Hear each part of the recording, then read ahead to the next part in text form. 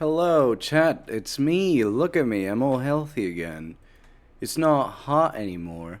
I'm not feeling awful anymore from that weather. Awful, awful weather. I mean, we had almost 40 Celsius, and now we're on a nice, cool 23. That is absolutely fantastic. I just gotta say that.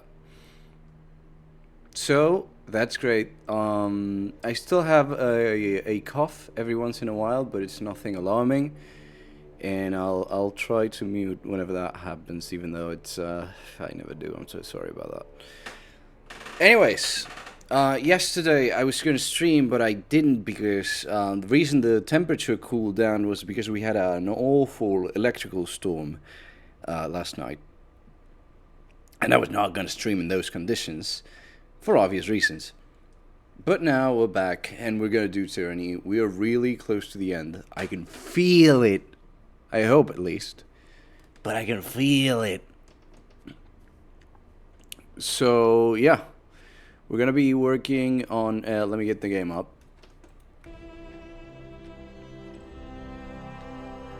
There we go.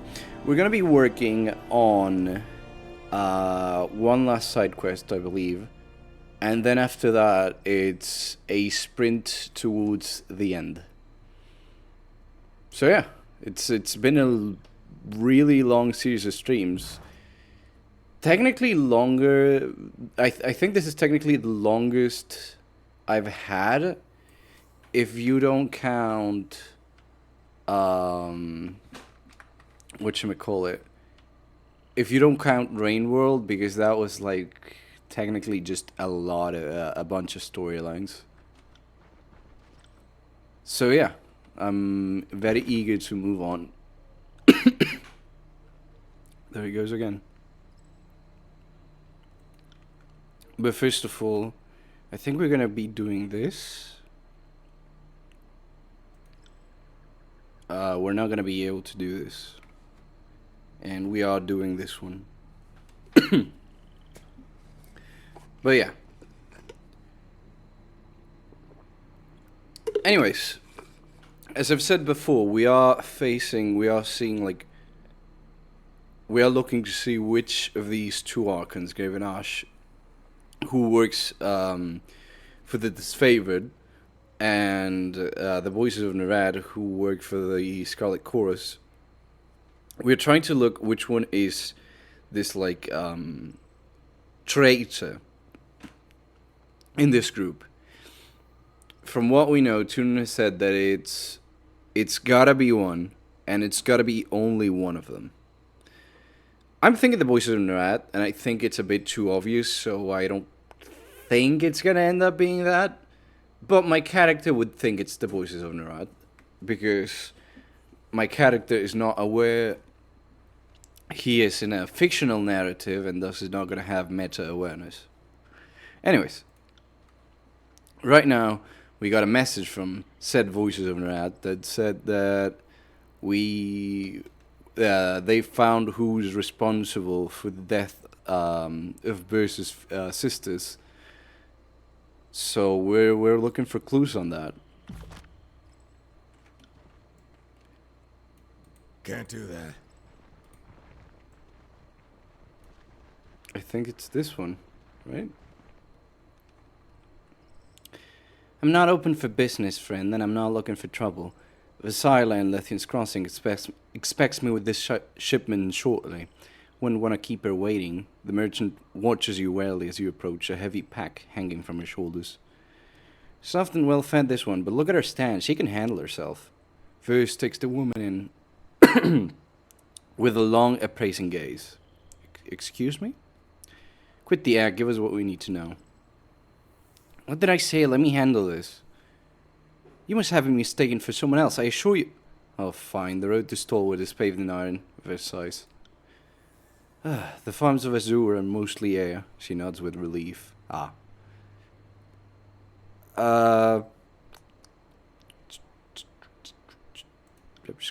Yet their papers aren't aflame. Charming. Sorry about the formalities. If word got back to the Voices, though, is cutting corners on security. Let's just say I prefer my tongue in my mouth and my bowels in my bowels, I guess. She shakes her head. You're the fate binder of the mountain spire, correct? I'm Malfora. She opens her hands to you, palms out. So what does the voice of the rat want us to know? Not one for foreplay, are you? Bear shakes her head. Right. Malfora glances between the two of you before her eyes settle on Bear's. The man you're interested in calls himself Crocus. No idea whether that's what his mother named him. Showed up in the crossing a few months back, picking fights and looking for rings. He ran afoul of the garrison, and they stomped the pants gravy out of him. That quieted him down for a bit, but when he started casting around for work again, he boasted of this victory against a band of Furies during the war. Not a smart thing to brag about. Very stupid, in fact. You'd think a story like that would scare off any potential employers, but Ace has never been the brightest ring on the rope, she shakes her head. Who is Asia? A cloth dealer, originally out of the Azure, runs a circuit from the crossing to the Brothers and down into the calmer edges of the Blade Grave. He hired Crocus and a few others last week, claiming he needed extra protection for his daughter. Why had he brought his daughter to the crossing in the first place? Overlord only knows. How do we find him? Luckily for you, I'm very good at what I do. Malfora smiles and produces a scroll from a pack. He usually goes to Stalwart by way of the Ocean Spire, but he's cutting east to make time and avoid beasts. She wraps a knuckle on a thick blank line. Your best bet is to wait for him here at Hunter's Respite. She points to a position just south of Haven. What's your role in all this? Just who are you? Mostly I'm open ears, came up in the bastard tier, but made for Haven, where I could leave home. She twitches, then waves off a bug that buzzes past you. Started hauling goods between the crossing and Sunder, eventually expanding down to the Brothers, and even as far as Ardent in a good year. The Conquest was bad for business. By then, though, I heard and knew a lot more than I did before. Thought I could turn a profit swapping information with the Archon. I thought right. Not that I'm complaining, mind you. Hail Kairos. She straightens and quickly salutes. What can you tell me about Hunter's Respite? A small stretch of wilderness, far enough off the trade road to the Swade Raiders, but near enough to avoid losing much time. The isolation recommends it, but not much else. Honestly, the Respite's starting to get too well known as a stopover. I give it a year before thieves start hitting it.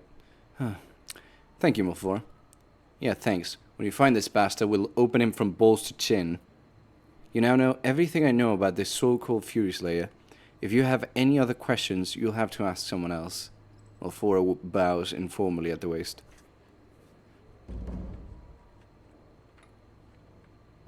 What's up, Crocus? Yep, that's what I'm gonna do.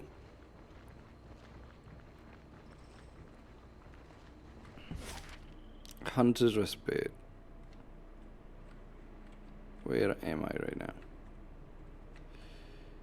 There we go.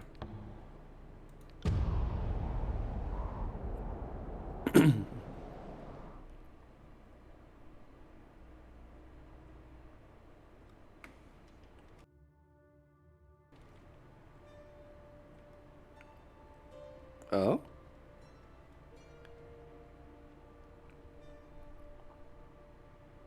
It's probably very faint so you don't hear it, but there was some nice calming music.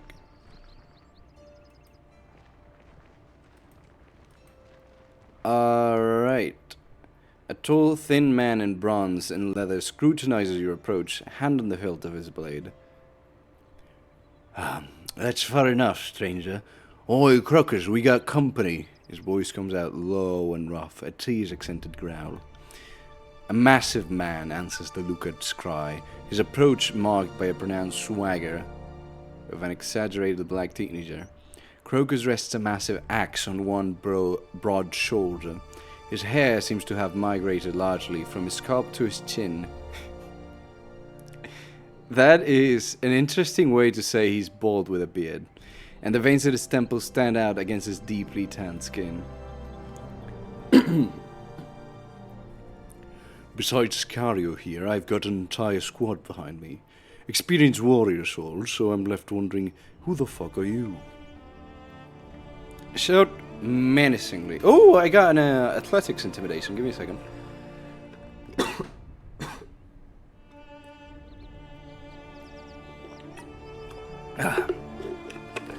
Probably gonna recharge my water often. At least once in the stream. Anyways, I'm here for Crocus. The rest of you have this one chance to leave what you got still inside you. Two of the mercenaries share a look of concern before backing away from the rest. I see you. Oh, there's a beast man. Motherless beast shits! Twigs snap underfoot as two of Crocus' supporters turn and flee. He turns back to you, cheeks flushed with rage. Besides cat... Yeah. You must be the merchant Asa, and this is your loud-mouthed daughter. What? Asa's back down by... He's elsewhere. Carrie and Crocus exchange confused blinks. I brought a few of my people to make sure that the clearing was as clear as he claimed, which it clearly isn't. His head tilts to the side, I guess. You raiders then, we've got nothing worth killing over. It ain't worth your time nor trouble to start shit with us. I'm Fatebinder even, but more importantly, this is verse. And I'm about to adjudicate your head open. Justice for my Fury sisters. She grins hungrily. Oh shit, to arms! To arms! The mercenary blinks rapidly as recollection sits in. Another battle! Yeah, shut up, you... You good? Okay. Anyways, you Lantry, you gotta cast the Greater Refresh, Lantry. Whoa, did you get... Well, return to sender, Varric. You won't enjoy this as much as I do. Probably can deal with this guy well.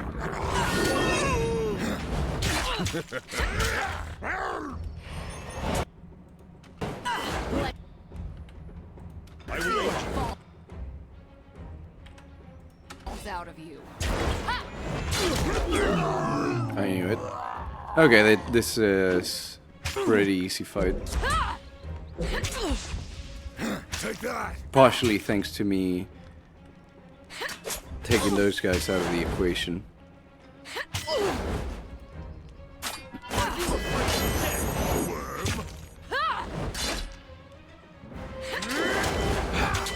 Yep. Alright. That was an easy side quest, if that was all. Hold for the love of Kairos! He clasps his chest, blood oozing between his fingers. Is he gonna say like, oh, I was drunk boasting. It was a junk.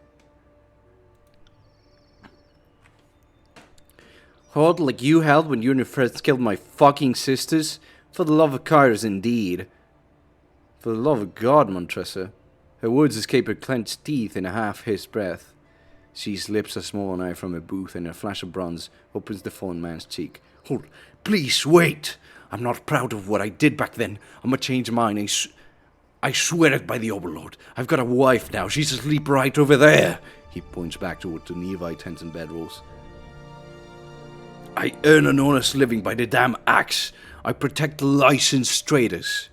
Not proud. You've been boasting about it all over Haven. Well, no. You don't understand. I couldn't find work otherwise. I thought maybe I could win a few fights in the crossing to prove my mettle, but the fucking guards there jumped me as a group. So I had to tell people about the Furies. It was talk about your sisters or starve and let my wife starve. Is this better than starving? Her booth comes down hard on his uncle, eliciting an audible snap. The sound dissipates into a scream. Oh, Lord, help me. I never wanted to hurt anyone.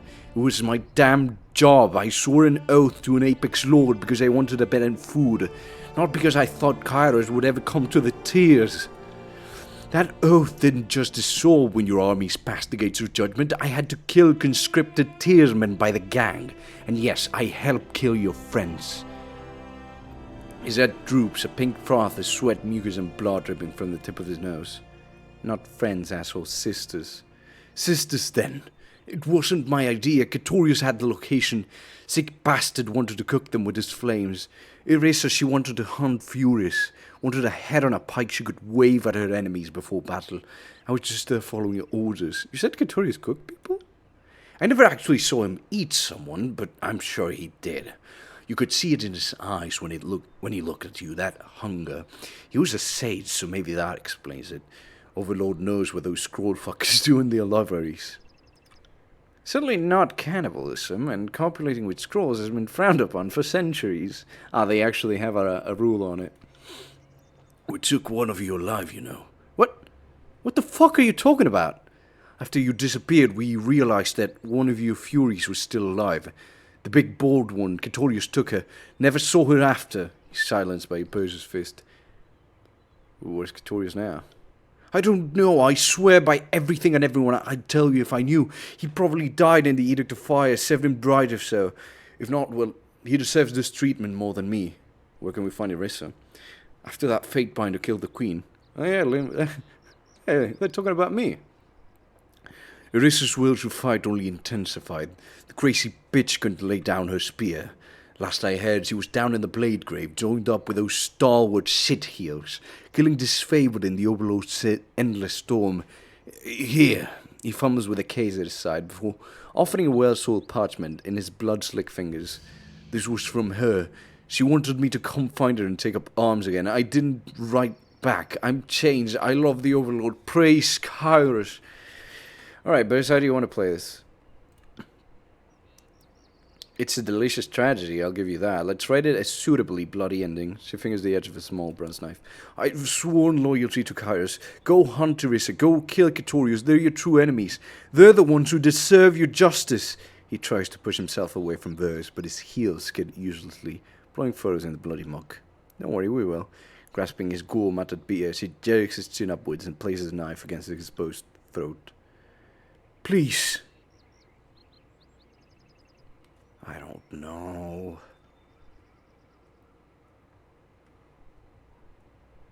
If I remain silent, I know Verse is gonna do it. I don't know if I want to stop her though.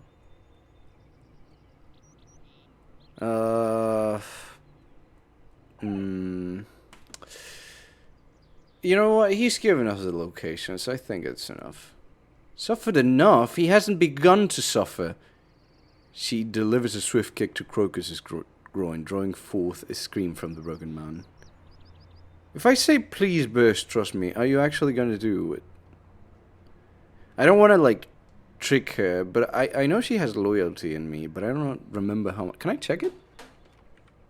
In the menu? No.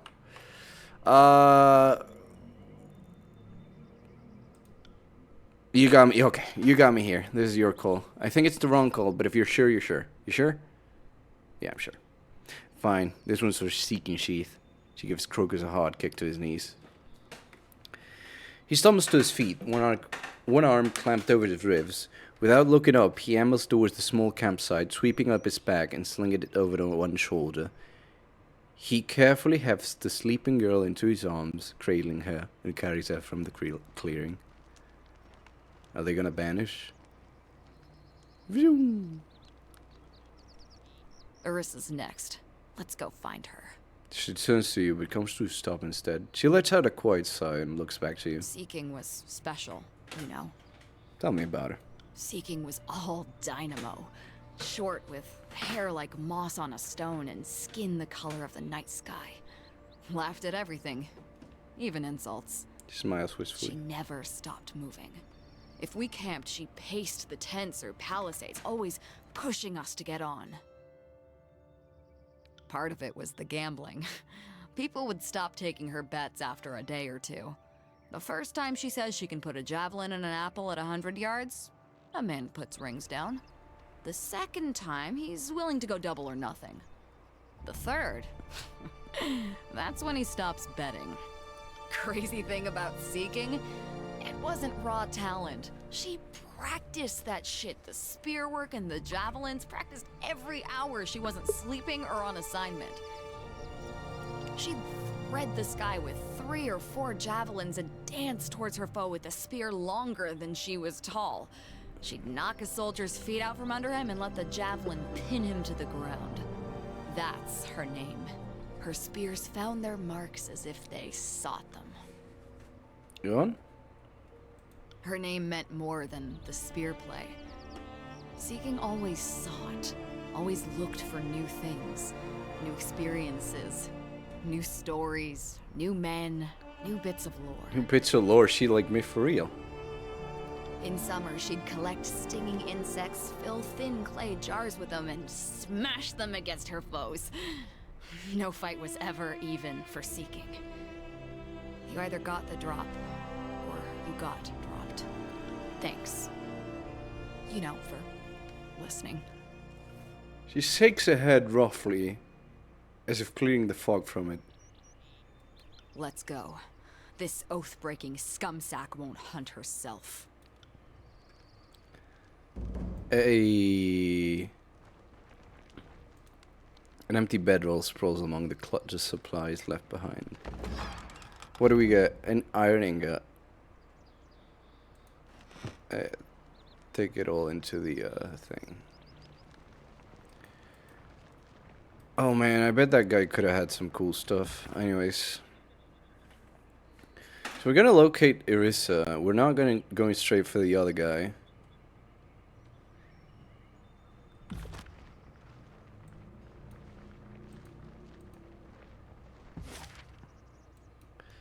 Wait, I forgot to read the map. The mission. At the Torn Strand, okay.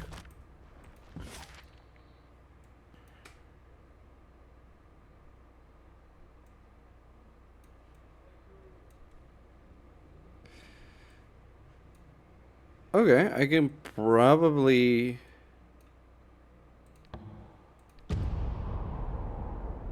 Huh.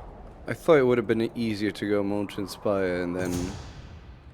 While making your way through the wilderness, you come upon several dense shrubs, liberally dotted with crimson berries. The fruits are plump and ripe, with a thin skin that gives slightly under the pressure of your touch, hinting at the juice within. Pantry. This is Budding Rose. He grasps a handful of berries from the bush and stuffs them into his bag. Consumed even in small quantities, these berries stoke the libidinous humors. Sadly, the berries almost always create dyspeptic calamities in the magically inclined. He glances down at the pouch he's just stuffed with berries, but sometimes the terrible stomach pains are worth feeling like a teenager again. Aphrodisiac, commonly used in local festivals. They're also mildly toxic to practitioners of magic. He pulls several of the berries. I'm not gonna do that to a friend. You secret the beers away. When you check on them, you find that they're gone slightly off color and mushy. The smell wafting from the fruit reminds you of a corpse. Deciding it might make a worthwhile poison, you bottle the juices. The reeking pulp and the pouch you stored it in, on the other hand, you discard. Oh, I got poison. You know what? That's I'll take that. Even though I'll probably never use it. Because what if I need it?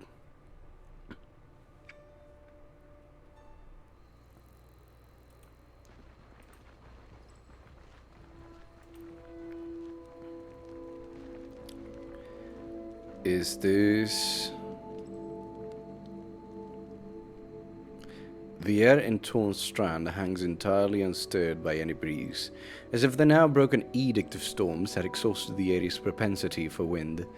That storm instead resides in you. A haggard group of soldiers in tarnished bronze await you. One man steps forward, pulling off his helm to reveal a grime-roughened face of deep umber crosshatched with pale scars. If it isn't Graven Ash's harlot, the Fatefinder. The soldier growls and tightens his grip on his weapon. The leather squeaks beneath his fingers. I am Diocles, son of Tyrannus, and it will be both honor and pleasure to remove your motherless head from your shoulders.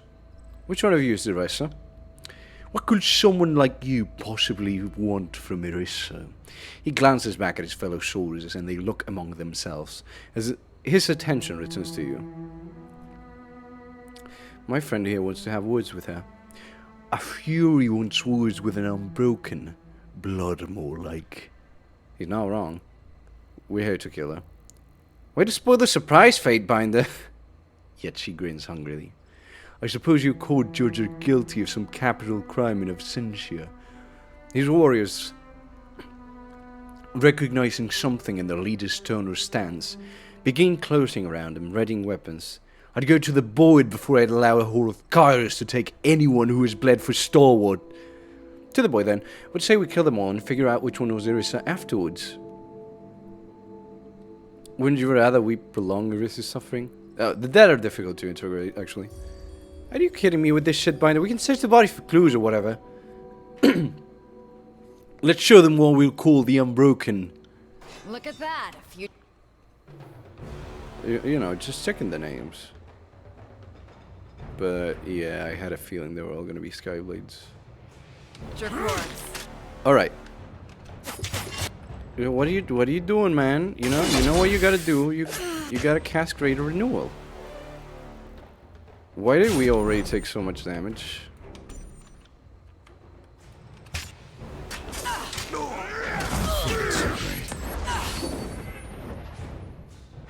Damn thing. This might be a hard battle. We already have to cast Quicken. Did I always have this much blood? What? Who interrupted my combo? Oh, you son of a bitch.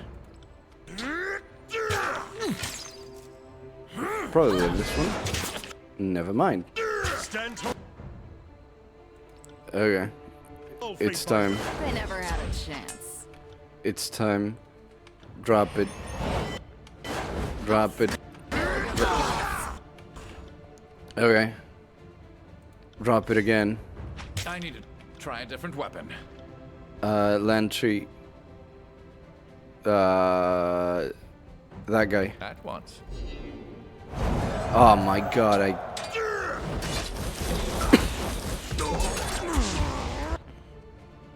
Okay. Keep going.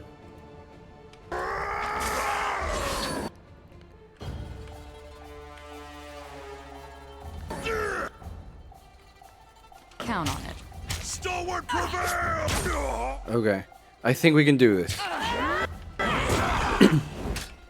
Won't happen. Let's have it. Can you go heal Verse, please? Faster, faster. They won't even get close. Got him. Burn that guy. Who says you can't teach an old Oh my god, the strategic level up. Let's go. Also, I forgot to equip you guys with health potions, huh?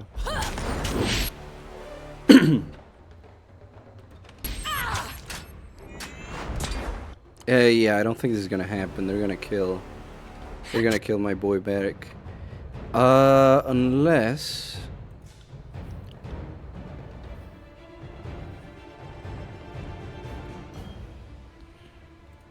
Where's that one thing? Can you erase the record real quick on Varric? Okay, good. Oh my god, that's right, you have second breath. Why? Consider it done. Okay, we might actually have this. I forgot Landry can now revive people.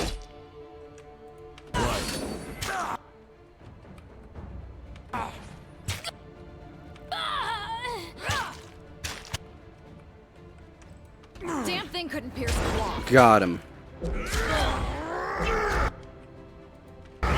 Get him. Get him. Seeing an awful. Get him.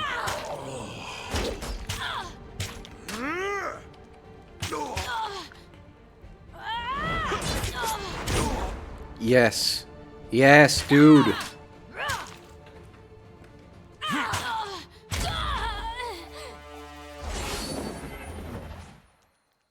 Let's go. Shit. None of these people were there when my sisters died. Versus surveys the carnage wearing a grimace. Check these bodies with me. Maybe there's something here that will help. You search Diocles' remains, shifting his dead weight and ignoring the drip of gore to reach his belongings. Your hand comes away wet, clutching a roll of parchment and a tightly wrapped bundle. What have you got there? Verse peers at the wet bundle you plucked from the corpse. You break the seal and unroll the missive. The parchment is lettered in a clean hand, the language surprisingly clear and crisp for a Tierman. Diocles, or whoever succeeds him, I came to Stalwart with little I didn't need for the fight. Only these gloves, a trophy from a skirmish long past. Should I fall at Trapper's Junction, please see to it that they return to my sister Clea at her family's homestead at River's Break and Apex. Tell her to use them well, and that I wish I could have been there to deliver them myself. Thank you for this. Irissa wonders these gloves given to her sister Clea of River's Break. Did you say gloves? She swipes the leather package and tears it open, revealing a pair of gloves of supple leather edged with a series of sharpened bronze blades. Fuck, I missed these. You know these gloves? They belong to one of my Furies. Vers replaces the wrappings with care. So Irissa had a sister. A sister for a sister, then. There's a certain poetry in it, right? Are you suggesting what I think you're suggesting? We need to find this Clea. She must know something about who Irissa ran with during the war, right? Who knows? Maybe she'll turn out to be someone in need of a good stabbing through the face. You know you can't avenge yourself on a dead person, right? Killing your sister won't hurt Irissa. Yeah, I know, it kinda sucks, right? Don't worry, I won't stab anyone who doesn't deserve it. Come on, screw this place. As you turn, a gauntleted hand rests on your shoulder. A moment, Binder. What is it, Varric? I've known Verse for a few years now. She's always been excitable. This is different. She seems rabid, heedless of danger, like the worst of the chorus instead of the best. He shifts with the sound of blades grinding together. I noticed that. What I'm asking is that you keep an eye on her, for her well-being rather than just yours. The massive man rolls his shoulders with a shrug. Though, if Verse were my soldier, I'd want her as collected as possible. That may never be an option. Thanks, Varric. I'll do what I can. Thanks for hearing me out, Fatefinder. Definitely gonna hear him out, especially now knowing that they're siblings.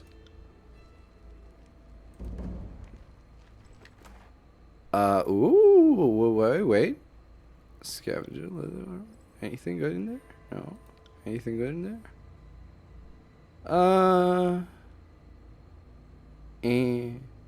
How about the shield?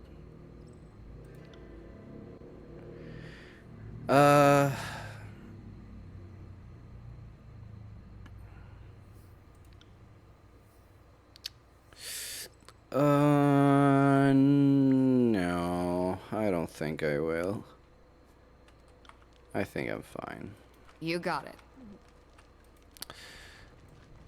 Let's check the rest of the place real quick, but I don't think I'm gonna find anything of super interest.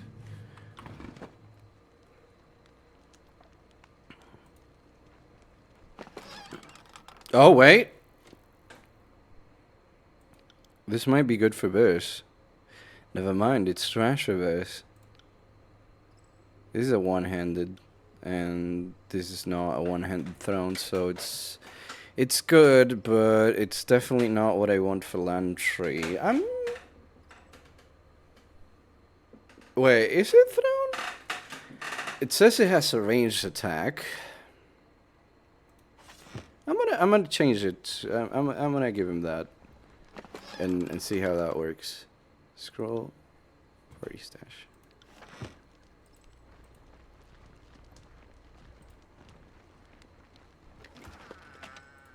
Party stash. Party stash, sure. Okay, let's leave.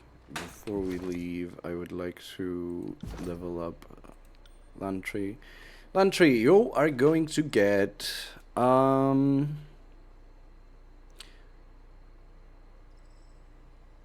let's give you a little more cooldown. And protect revived characters from damage for a short time after they are revived. That's pretty good. I'm definitely using him a lot as a healer more than anything else. Wait. There's a stance here? When this stance launches attack and imbue with power frost and will slow enemies. That is a good stance.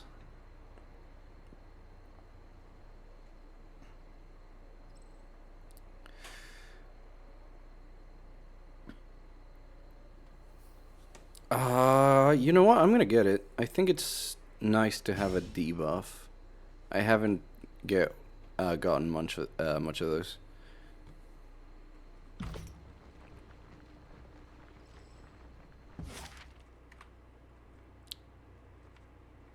Right, so we are going to River's Break.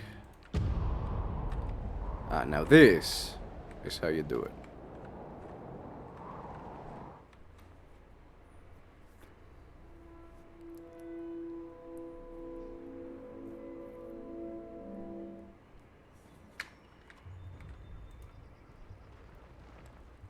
Don't mind me, just gonna steal some stuff, just gonna steal amazing armor. It's not for me because I only use light armor. Sheesh. And it's not like Batic can use it. I mean, it's so good, but Batic cannot use it. It's literally better. Oh, it's such. It's such BS. Jeez. Hello, we have come to kill you. Oh no, it's not you. An older woman tends to a small but verdant patch of farm. Plump gourds and vegetables of vine and root vie for soil and light with a fig tree, its branches drooping with what passes for abundance in the tears. The farmer notices your approach and takes up her shovel as if it were a spear, favoring her left arms with a wince. Careful, stranger. I'm no easy mark and have little worth your time of blood. A few errant strands of thick grey hair, loosed from the band that tames the rest, frame her deeply lined face. She may be old enough to be my mother, but she holds herself like a warrior trained. Give me a second.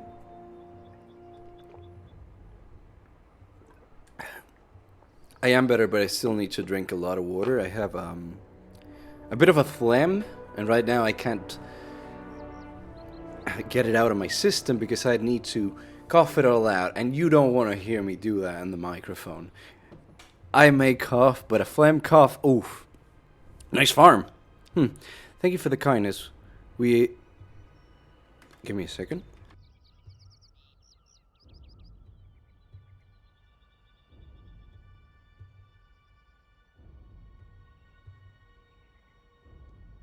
There we go. Thank you for the kindness. We shared with my husband before he died. Not much to look at, but kept the family fed. The woman's lips tighten. Compliments ain't answers, though. I ask again, what brings you here? We are here to kill Chaos. No, we seek Claire. Claire was my youngest. Why are you asking after her? She lowers the shovel slightly, her eyes widening slightly at the name. Was? Shit, don't tell me what you're late. I'll have you keep a civil tongue in your head, girl, while you're on my land. She jabs the shovel in Versa's direction as if she could seal the Fury's mouth with it. Sorry, ma'am. Versa blinks in surprise at her own words. What happened to Claire?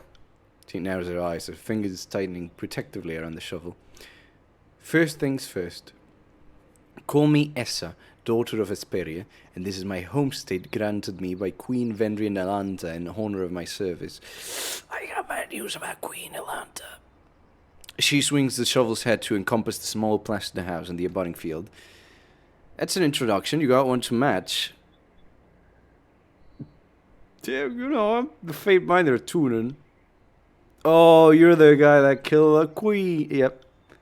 What business could possibly bring the Queenslayer to River's Break? If Clay's dead, that's gonna make it hard to fulfill Irissa's dying wish. Irissa, dear girl. Dear stupid, blind, foolish, arrogant, motherfucking son of a bitch stole us a old knife, girl. A sob racks her shrunken frame. How'd it happen? She died in stalwart, aiding the unbroken force against the forces of Kyrus. It's my fault. They raised those girls on the Romans of war, on tales of blooding the bastard Tyr and pushing back Azure. How was I to know your armies would come in their lifetimes? That the gates of judgment wouldn't hold, or that you'd stride into the tears with a man of stone who could stamp clean over the curtain wall? Even girls like mine couldn't stand against Kyrus.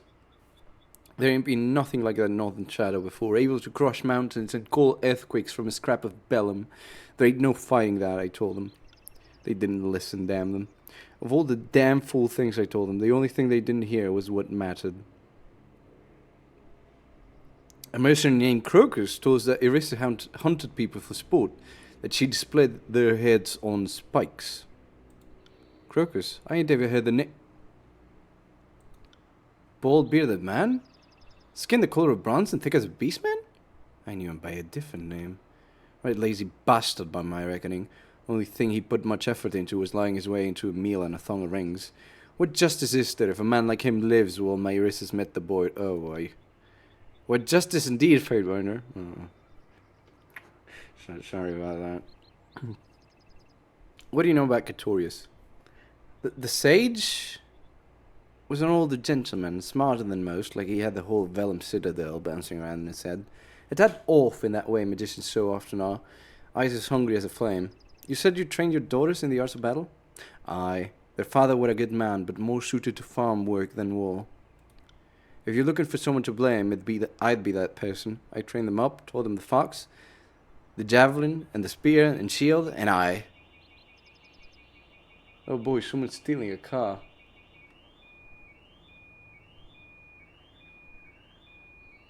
Give me a second.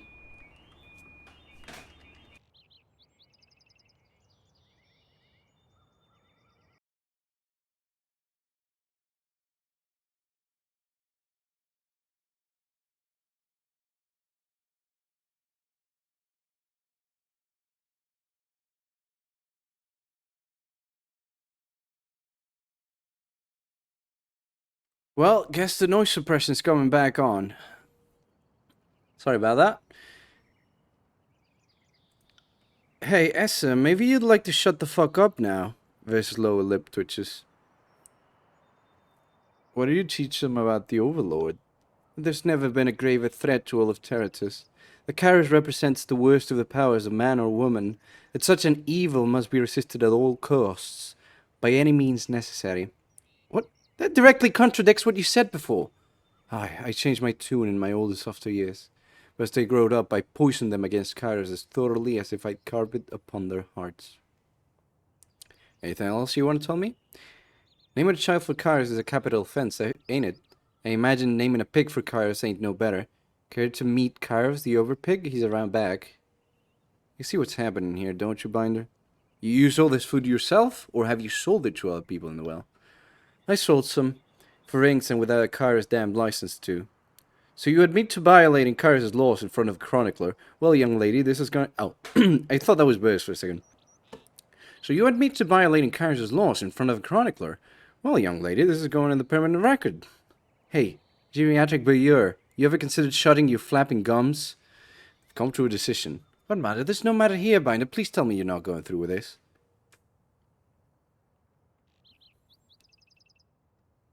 There's your dance verse. Pick the tune. A quiet scraping sound issues from Barrick as he watches wordlessly. Really? Verse takes a step back, blinking rapidly. Considering her options, Verse sheaths her weapon and nods. You came here because Irissa, she killed one of my sisters. I always thought I needed to avenge them, to make it right because I'd failed them. But actually talking to you, it's cleared some stuff up. I guess what I'm saying is, I miss my sisters, and you miss your daughters, and that's just the way of things. As a nods numbly, turns, and shuffles towards the squat farmhouse.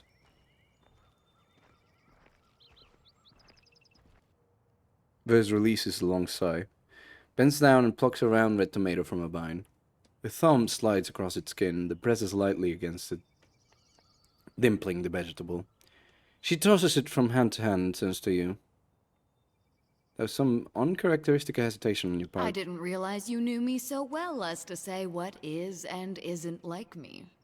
She smirks, then shakes her head. I enjoy killing, Fatebinder. Doesn't mean I think everyone deserves to die. Eris and Clay are dead. What does that mean for your sisters? I'm sure Whispers would have something clever to say about frustrated ambitions. You ever have a friend who almost never speaks?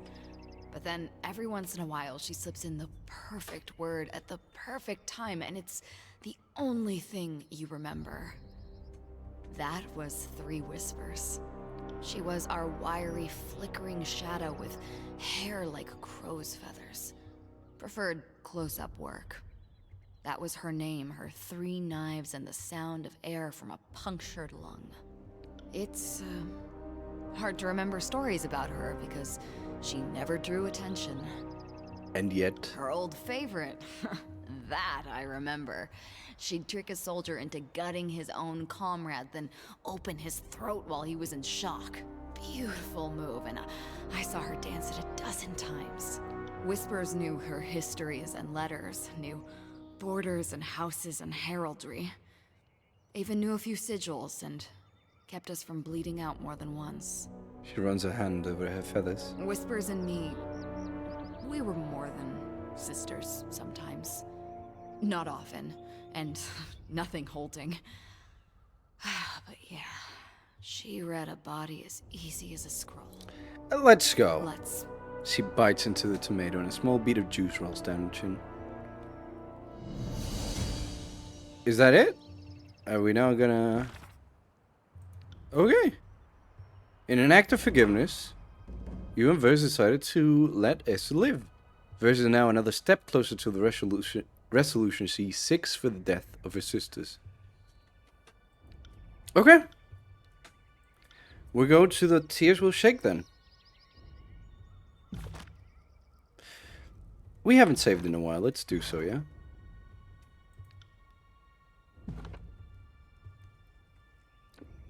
Alright. Good. Yeah. Pretty nice. Again. Let's check the journal again.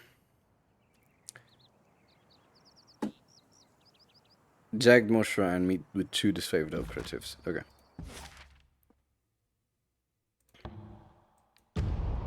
Probably be a very nice road trip where nothing at all goes wrong. Correct. You leave... also, hi, Runkeeper. You leave camp one morning to empty your bowels when you feel a palpable sense of power in the air. Your skin tingles, prickling into goosebumps. As the hair on your arms stand on end, you go rigid, momentarily forgetting about the pressure in your lower organs, and listen carefully. Surely enough, you soon make out the crackling electric sound of wisps, some of the smallest and least consequential bane. Yet you know that whatever the wisp congregate, or the larger vein are likely to lurk as well. You weigh the decision to investigate or to ignore the bane and carry on with your travels. I'll ignore the bane. Oh, I lost fear with the guys. That's good. I mean, sort of.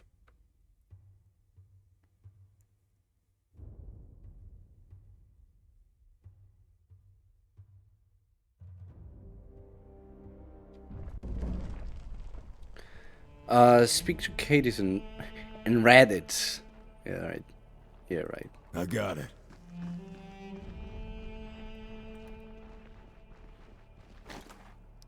Reminds me of the starting area of this place.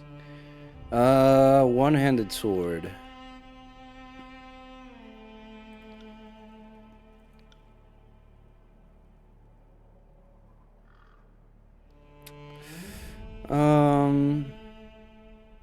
Yeah, definitely not switching Dauntless for that. I just realized I have Dauntless. And I forgot to give Lantry this knife that I was testing to see how it works in battle. For now. Right, it's like Goku's brother? Yeah, sure. Strange formation. This rocky protrusion is magical in origin. As Cairn run the Stone Sea during the Conquest, it was rumored that structures like these were formed in his wake and contained traces of his essence. Oh, we can earthbend now?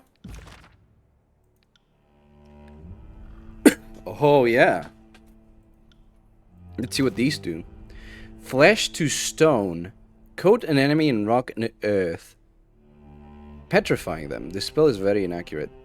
Is DVZ as big a deal over there as it is here in Mexico? DVZ is a really big deal in any place of Latin America.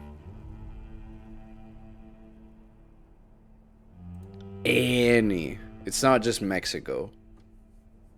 So yes, I'd say it is. I never was too much into it. Last year I decided to read it, and I had fun, but I like the OG Dragon Ball more. Yes, Distant Impact. Drew a jagged spike of Heartstone from the earth and sent it flying towards a foe. The spike interrupts the target and deals pierce or crush damage, which was great. Never been to the... That's fair enough. I will say it's like... It has broad appeal, but at the same time, for some people that appeal isn't gonna be as big as it is for others.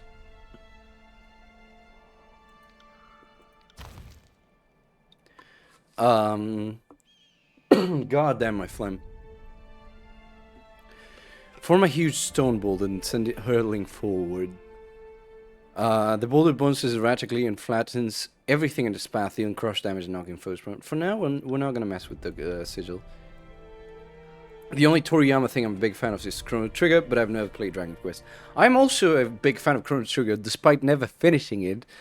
Because I got stuck in a fight, and then the one time I actually got it working, my R button on my controller was not working, and the R button is useless in Chrono Trigger, except for the one time you gotta use it to input a password in front of a gargoyle. That's the only time it's ever relevant, and I couldn't use it. And then I got stuck. And before that, I had reached very far ahead. Maybe I should get the Steam version. Anyway, let's go talk to this Raditz fellow.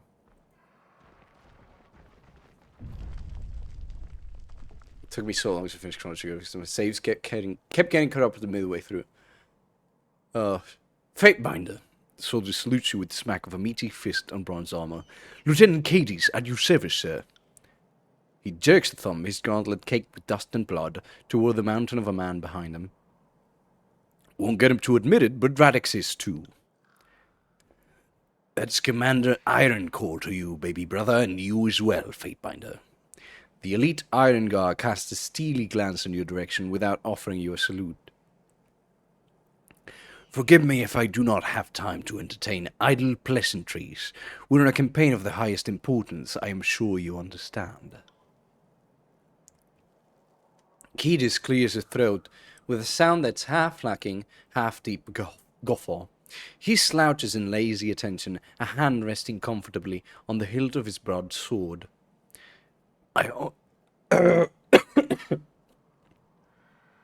That phlegm is gonna kill me. I'm gonna stop doing the funny voices for a second. I humbly apologize for the both of us, but if you don't mind me asking, what's brought you to these spots, sir? He tips his head to indicate the stone expanse behind him. Sure, she looks pretty, but don't let those big peaks fool you. The land's a tangle of danger.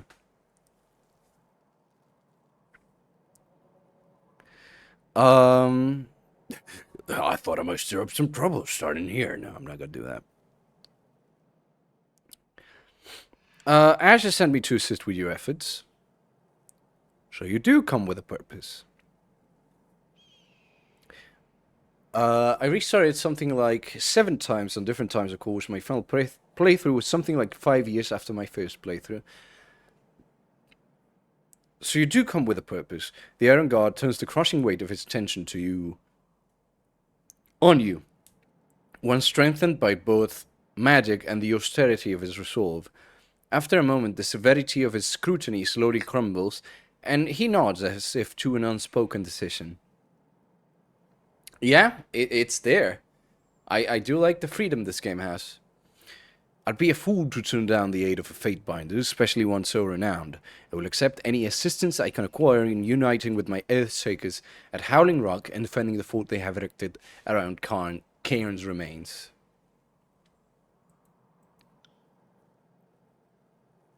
What the commander is trying to say is we're beholden to have you, Cadus grunts, shooting his brother a pointed look. Getting to Howling Rock's the easy part, only it hasn't been that easy. We've been waylaid with chorus forces and beasts that'll rend you limb to limb sooner than you can blink. They're bloodthirsty sons of curse, mark my words. We've assembled a base of operations surrounding Cairn's remains. Obviously, securing Cairn was our first priority. You think we'd let these savages, or worse, the chorus, get their hands on him? What can you tell me about Cairn's demise? Only that I've heard he's not dead yet, and I mean that. You can hear him at night, shuddering and moaning like the wind through the mountains. He shifts and resettles the weight of his heavy suit. The Shakers could tell you best where they've been treating him, keeping him alive. It's experimental, not restorative. I assure you, as I've already assured Ash, it's for examination and learning purposes only. There is yet much knowledge and power to be gleaned from our forebear. Why do you think Cairn betrayed his orders? The disfavored officer scrubs a hand over the nape of his neck, hesitant to answer. Why would anyone? He shrugs. The world's full of biases to tempt a soldier. Booze, brothels, betting. I figure earth magic must be a damn mite of a drug to tempt an Arkham from duty, because they aren't so inhuman after all. I'll cut us a path to Howling Rock. That's what I like to hear, sir. Deftly he draws his sword and, crouching, carves a basic map into the silt-covered ground. Fastest routes through stone-down gorge course the area swarming with chorus and beasts alike. Carve us a path and we'll follow close on your heels. He tips his head to you in good luck. Get us there in one piece, and I'll name my broadsword in your honor. We'll slay enough of them to have an armory named after us before long. I suppose I could stand for a few more swords named Barrack out in circulation. Barrack, people have named weapons after you? They have indeed. The cohort that followed me across Apex and Stalwart took a liking to how I handled myself in battle. I'm big enough that I can heft broadswords others found unwieldy. They added weights to their training sticks to toughen up, and started naming their assigned blades after me. He looked suddenly crestfallen, though I imagine most of those blades were lost or destroyed in the Edict of Storms. I left too many friends and too much of myself in the ruins of old Stalwart. I'll be on my way. Can't thank you enough, sir. You don't know how the world of difference this makes. You don't know the world of difference this makes. We'll prep for heading out. He just pounds a fist to his chest in farewell. Hold her if you need us, but don't count on us to save your ass. Our duty's to protect the Shakers, so we'll be trailing a ways behind. Fatebinder, should you arrive before us, which I am almost sure that you will, you'll need this code, the sigil of Cairn's forgotten name, to gain entry into the compound. Pay attention, for it's quite an intricate sigil. The master of the Earthshaker Guild calmly demonstrates the sigil by twisting and drawing his fingers through the air. Though it appears to any witness to be the motion of the spell, he lends no magic to the mark, deceptively using it as a coded communication instead. Show it to the gods and they will know that you are one of us. What's the meaning behind the sigil? It is a name all but we have forgotten. It is the only remainder, a single identifier of Cairn's existence from when he lived wild and free in the mountains of Tortulus during the time of his youth, years before he pledged himself as an Archon to our overlord. Fascinating. Most of what we know of Cairn down here relates to him as the Archon of Stone. His powers, his size, those sorts of things. Lantry lets out a long sigh, his quill continuing to record Radix's words and gestures. But as for Cairn, the human being, we know so little, and I think the Earthshakers might have been the only ones to come close to knowing him. So I actually looked up the voice actors. I don't remember much. I do know they were really big names, and I can tell you Lantry is voiced by DC Douglas, who is more known as the voice of Albert Wesker in the Resident Evil games. And Barrack is Patrick Seitz, who is known for being the English voice of Dio Brando in the JoJo Bizarre Adventure anime. Anyways. So they do have big names here. Well, medium names. He tilts his head impressed. That is good. Adjust his finger like so on the Darren curve. Yes, precisely. You live up to your reputation, Fatebinder. You you're related? That's right, sir. We're brothers born, if not bred. Wesker's such a fun character. He is. He's so goofy. But he's also, like, very charming, right? Like, he has so much charm as a villain. Charisma, that's the word. He slaps Radix heartily on the back, the iron underside of his gauntlet resounding like the clang of a funeral bell. We share a mother, much to Radix's regret. My brother, impetuous as he is, likes to rely on brawn and chance as he marches through life. I, however, being elder and of higher intellect, am fortuitous enough to have inherited the core of the land. I'm actually top tier campy villain. Yeah, I know. At one point, Chris even says, like, do you get all your plans from, like, comic supervillains?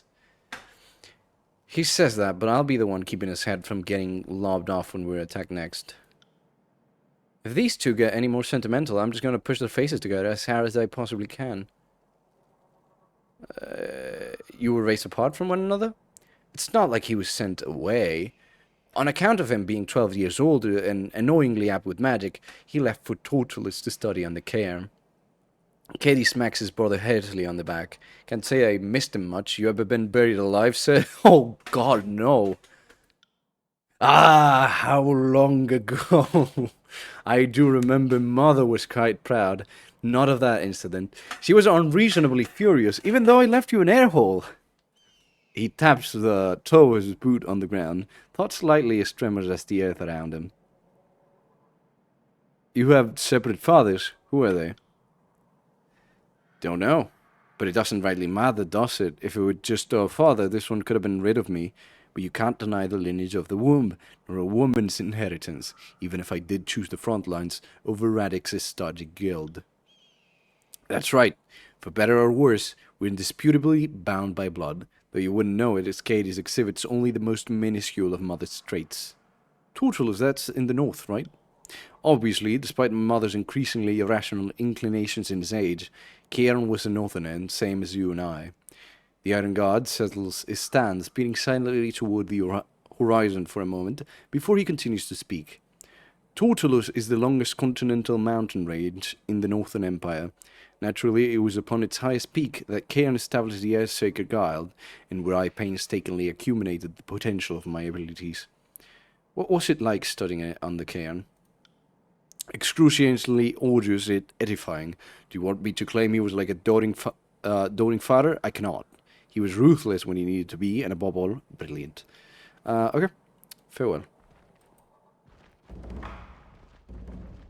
Okay. Before that, is there anything here? Is there a point to this place?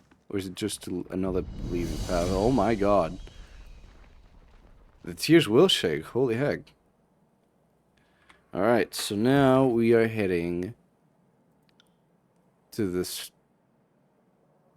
to Stone Down. Here we go.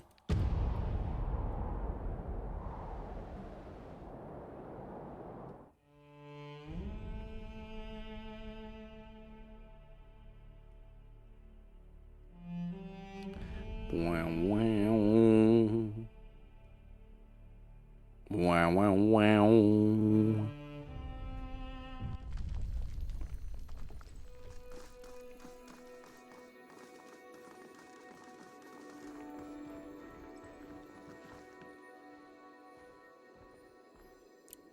Okay, immediately attack. 5 guys. Okay, I could probably do this. Lantry, can you change your stance? Where am I? I am getting confused. Okay. You go on this guy. Vadic's got the guys around. Fire guys, yeah. Like the food. Okay, you're on the stance. Do they have the burgers? I don't know.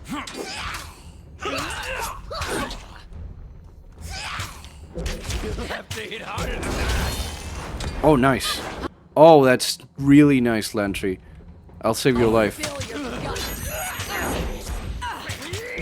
Don't forget that.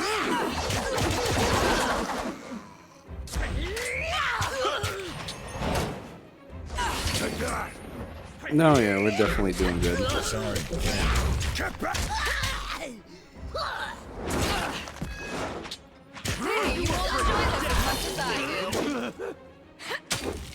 will aid you. And they didn't have the burgers. No. I am sorry. They did not have the burgers. Scarlet Chorus leather armor. Yeah, I already have a super rare one. Never mind. Staggering burn. I'll keep it in the party stash, but I don't think I'll use it. Wait. They have feet. No, I saw the feet. Feet. Horde boots. Oh, I think I already have these. On every single one of them.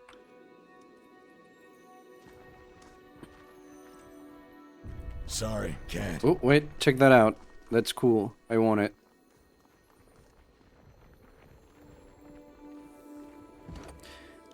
This crystal fragment glows brighter than its nearby brethren. The fragment is firmly embedded in the ground. No, I got it. I want it. Thank you, Barrick.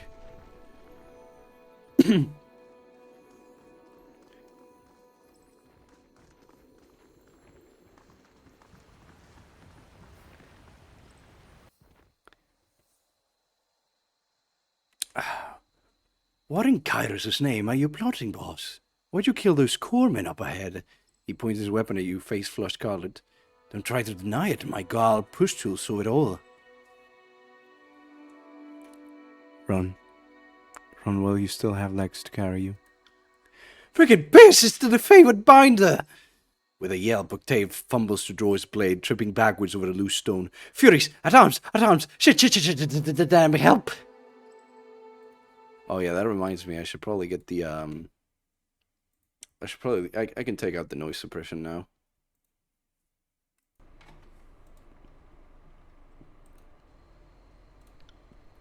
That was a sorry display. We should put this terrified rodent out of its misery.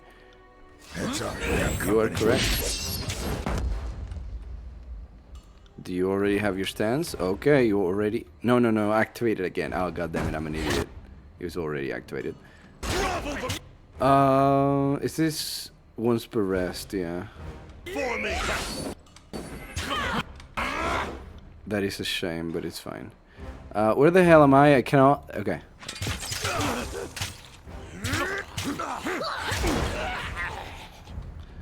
Verse, deal with the range, please.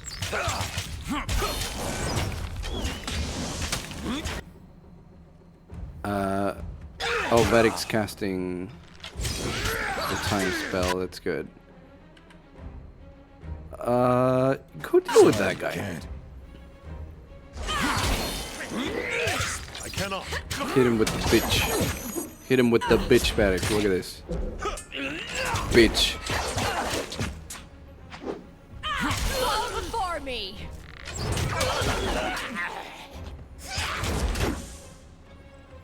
Vedec, hit that guy with the funny. Damn thing couldn't pierce cloth. Fall before Yeah, that's me. right. Yeah, that's right. Get sundered.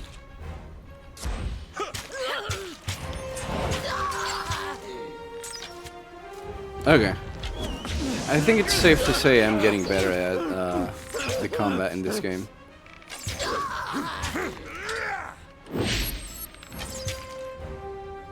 I will aid you. Just like kill him. Just kill him. There you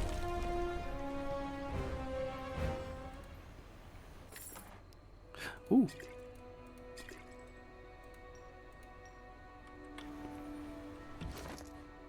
Let me get you some healing, my dude.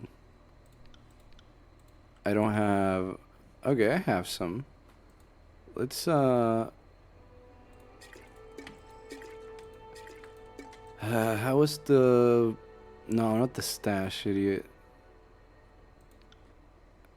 Oh my god, I have so many of these.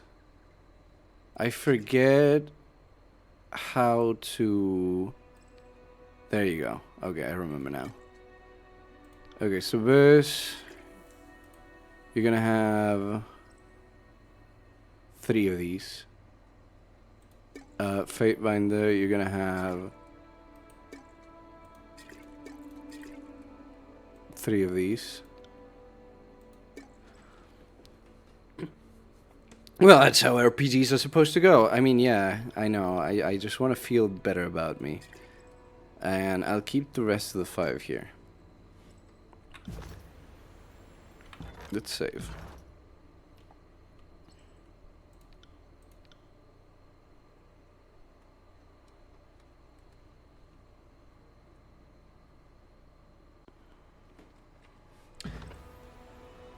Of course. Spotted something. Yeah, I see it. I don't think you need like a lot of spotting to notice that trap. No.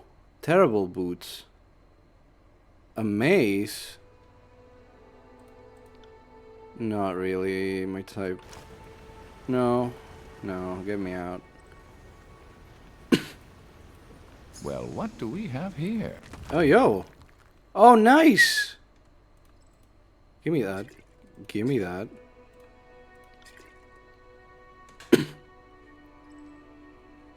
Oh, and give me that. I'll use, I might, no, I'm not gonna use one yet. Spot is always one of the most important. Yeah, but I didn't need it to spot the giant heckin' bear trap. Besides, most of these traps you can actually spot them simply by looking at the environment. Sage's journal entry. Day 36. My journey to the Dawning Spire at Howling Rock continues. Unfortunately, the route indicated on the map I acquired leads straight through a den of beasts. Surely I can find a way around them. They are the last obstacle between myself and the spire. Also, I can allow nothing to deter me. That is the type of thing you find on a corpse in an RPG. One of my first D&D builds was a character that could see anything just by default without rolling dice. That is a bit busted. Oh! Get that crystal. Thank you, Barrick. Structure was destroyed by the earthquakes. Spotted something. You know what I said about being able to notice the traps? Ignore that. Ooh. Portion of unknown sigil. Oh! Whoa, oh, this is for the spire. Ridiculous, like a 35. Max difficulty check in 5e is 30. Oh boy. Give me a second. I need to go to the bathroom real quick. And I need to recharge my water. And I need to get rid of this flame a little bit. Go do something for a minute. This will only take a minute or two. I hope.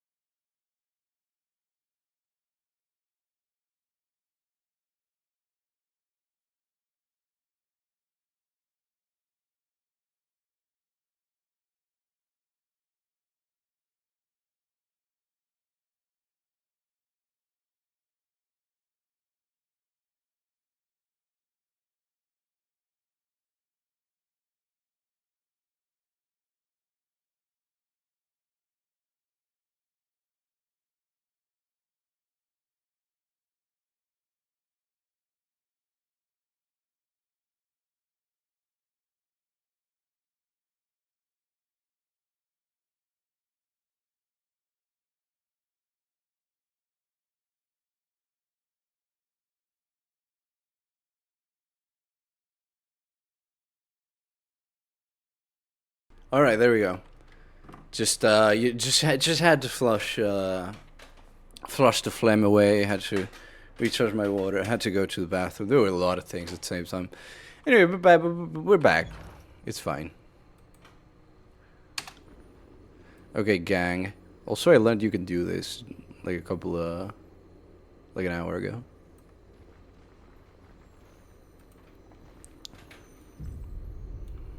Sorry, can't. Oh boy. What the now? Well, I guess we're gonna go,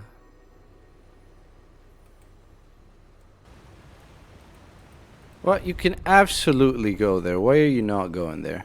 Sorry, can't. Oh, yeah, because we have to go climb this. Anyways. But yeah, I am so much better than I was last week. I'm Heads practically up, we healed. have company. Oh god, no, they got one of the blood chanters. Okay. Lantry. Send that guy to the pit. Consider it done. Get close. Get close, Lantry. You can do Give my boy some space. Come on, Lantry, squeeze in. Squeeze in. Okay, you can cast that from there, right? You can cast that from there. Come on, squeeze in. Where am I? Oh, that's me.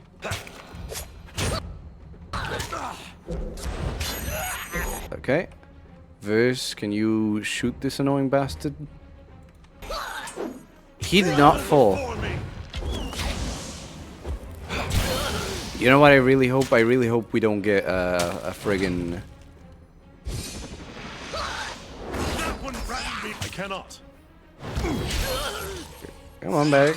I really hope we don't get a friggin' sorcerer that can revive people.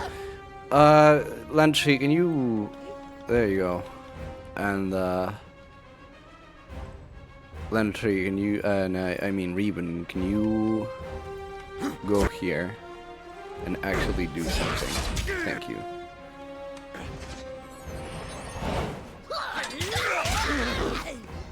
Okay, you're dead.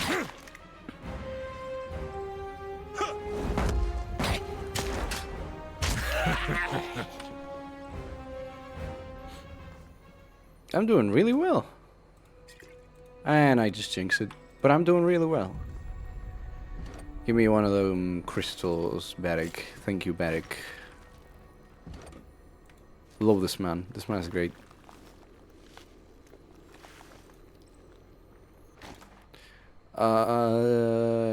Sure, I'll keep that. See the iron brand. I don't think it's anything like important, but the chunk of wrought iron is used to steer the counterclockwise twist into the flesh of Scarlet Core's recruits. Those who cannot endure the searing mark are deemed unfit for even the most menial chore in the chorus. And such unfit recruits become teamsters or corpses, depending on their capacity for manual labor. You could sell this to a merchant as spare parts. Okay, so yeah. Fashioned in great number by the overworked smiths of the Candle Mountains, each recruitment brand has its own unique size and style of curl, as well as imperfections and deformities that come from the hurried fabrication process. The lack of a uniform brand that creates cliques amongst the Scarlet Chorus, or recruits that share the same brand share memories of being burned and marked for life by the same person. Sorry. Isn't that so nice? Isn't that so sweet?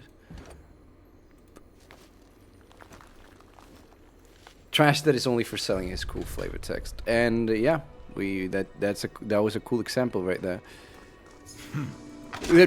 Go down, you. No, yeah. Back out. Oh my god.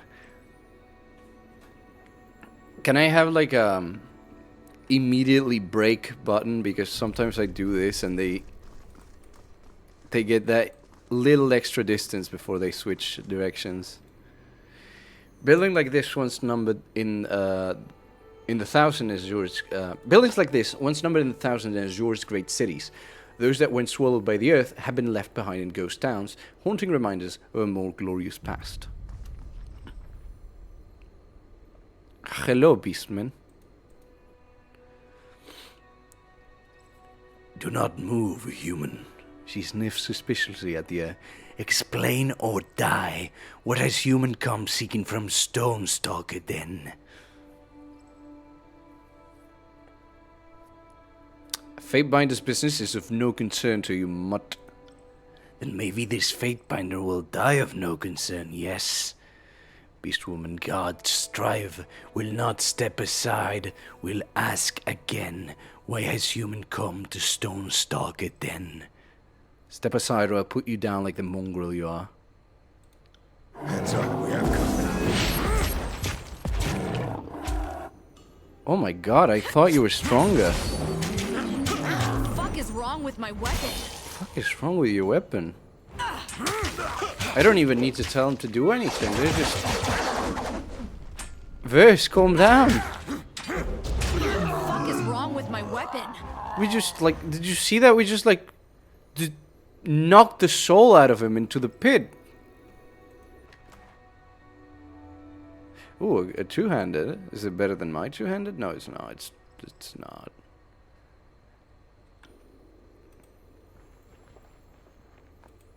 Hello, people. We are here to commit genocide.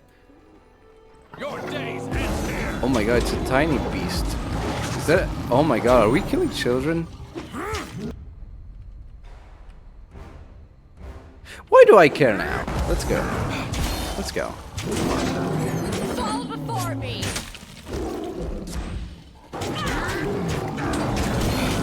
I'm not telling them to do anything. They're just...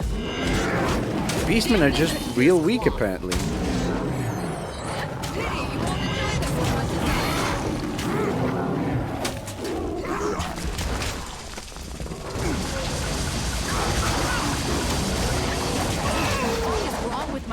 What's going on?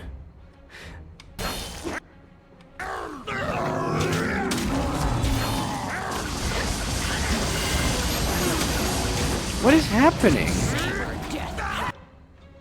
I don't know, but Bears is dead.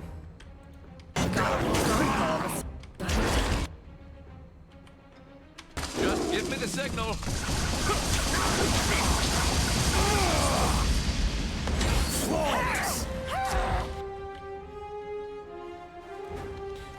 Okay. Genocide is still on the menu, boys.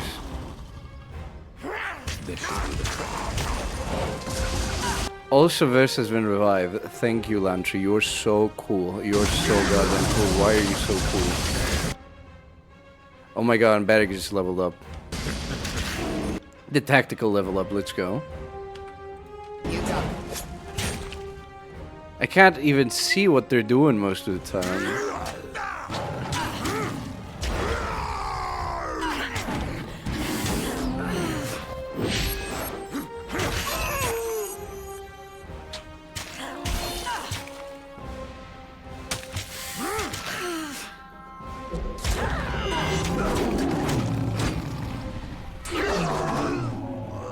Dad, I think I just killed an entire town. Oh, hey, look, I can repair the bridge now. Or is it just to like make the jump? Oh, yeah. I'm not gonna do that. Make the jump. Is there something here that I can like want? Brawlers, unarmed damage. We don't. I'm carrying too much. We don't do that here. Oh, there's a person. I'm gonna go down there after I commit more genocide here. Look at that.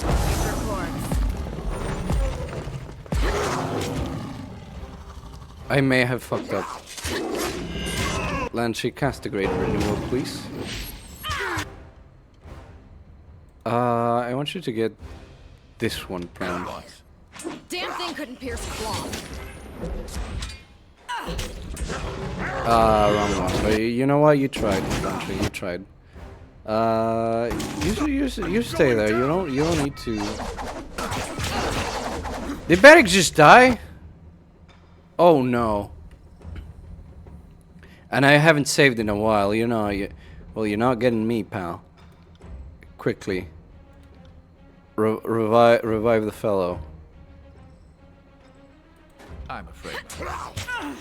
No, sorry. Oh my god, I cannot move. I cannot move. No, I can't get there. Okay, we'll have to make a way. Damn thing!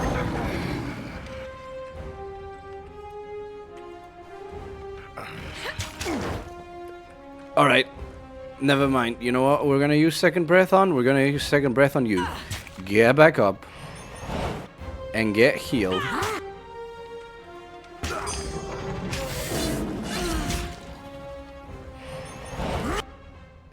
You can't cast this again, right? Oh, it takes a while. Okay, Fall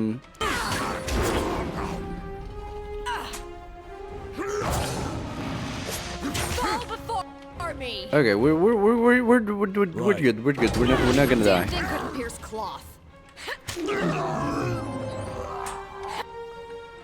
Okay, we're not dying. We're not dying.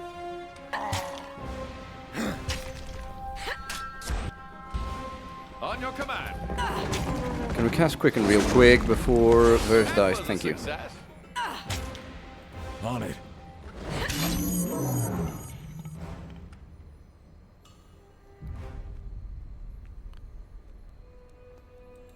That guy didn't even have anything cool with him.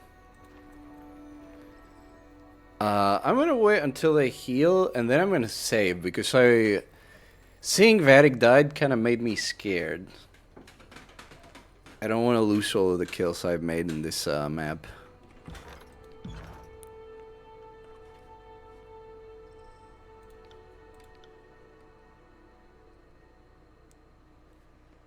That would have been a lot of progress lost. Okay. Thank you. Am I gonna talk to them yet? No, I'm gonna kill more. I'm gonna kill more Look at beastmen. that! It's your corpse. Damn thing couldn't pierce cloth. Oh, that's one of the mystics. Okay.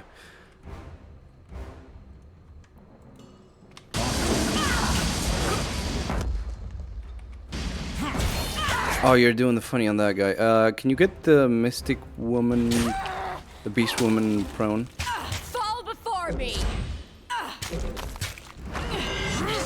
I think I blocked the attack. God damn it.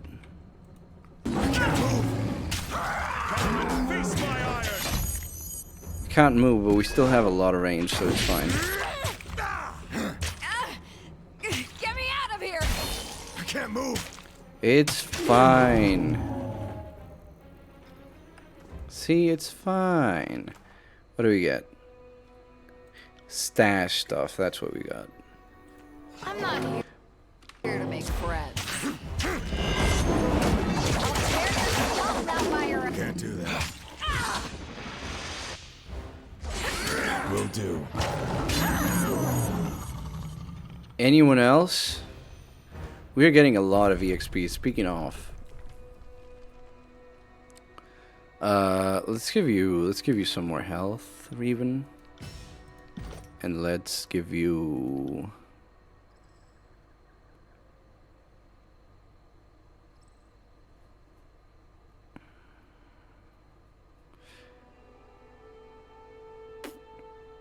Interesting. Dodge with parry, but I don't have a lot of dodge. I definitely don't use a lot of magic, even though I should, because that's what that's one of my attacks, but no, I just grab sword and go haha.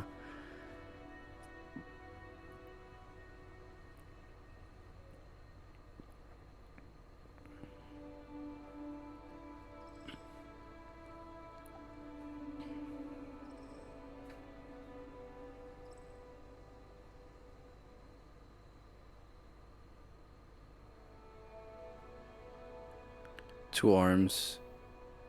As defensive bonus to you and nearby pirate enemies with the thrust. So thrust just keeps getting better. So yeah, why not? Barik, you, my friend, are going to get more attack. More attack. He is so goddamn strong. Look at that dodge. Look at that parry.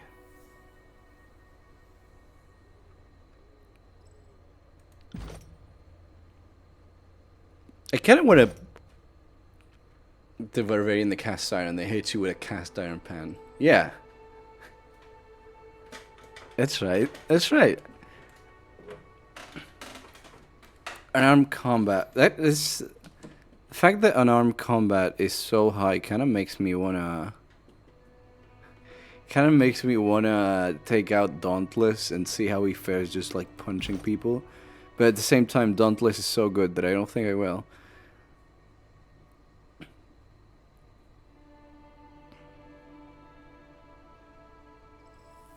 Holy. Bag would be defeated. He delays his unconsciousness for a short time. Are you saying make Barrick the most amazing badass guy on the planet, even though he already is?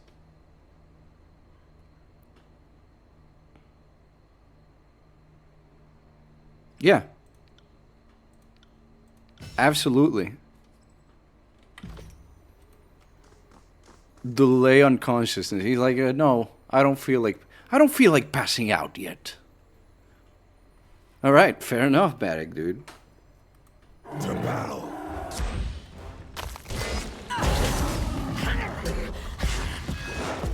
Fall before me! Okay, not the best formation we could have had.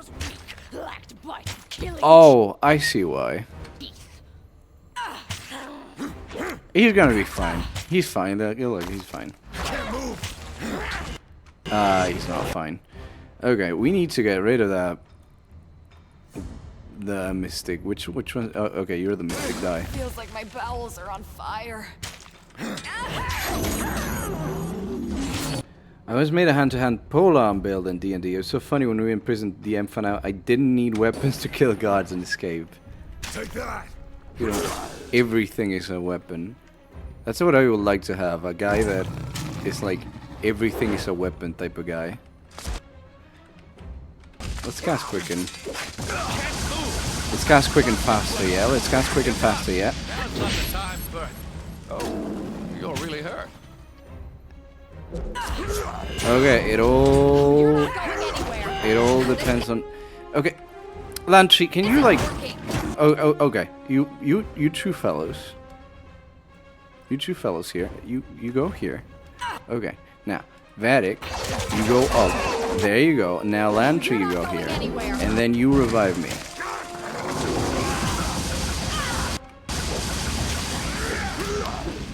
Okay, you know what? Don't revive me. That's fine.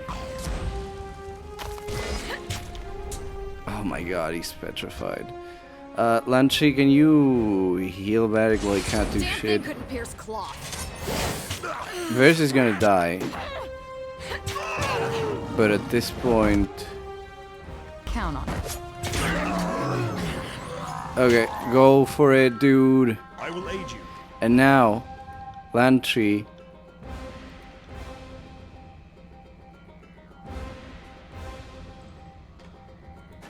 Everything is a weapon comes with good fist, yeah. Oh my god, where'd I respawn? I better not wake up dead. I think I murdered one of the guards with a chair. Yeah, that's fair. Unarmed combat is cool that way. I got a Tribe Wrath ability, Broken Earth. And Flesh to Stone. Oh, I got Flesh to Stone! Without having to unlock it. Okay. I got all of the beastmen now. Why do I care about the short bow? I don't.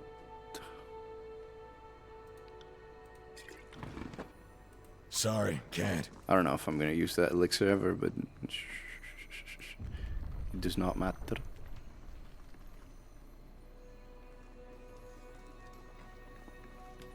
Anyways. This recessed space appears to be a nesting area where beastmen young are often confined for safety. It has most recently been used to hold capture outsiders. Please help us. No.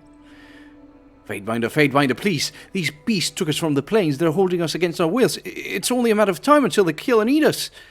Please, you're here to help us, aren't you? Stonestalkers are dead and you're free to leave. Harkins be praised. Thank you, and thank you 1,000 times more, Fatebinder. We won't forget what you've done for us. Oh, yeah, go. Go before I murder you with a chair.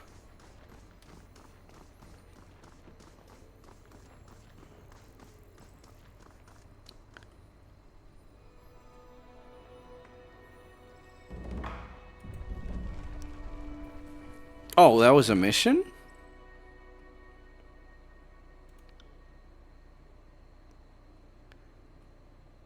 Oh, I forgot to go to Healthgate, so I didn't. Now I kind of feel bad for skipping Halfgate. Anyways, all the way to the exit. This is gonna take a while.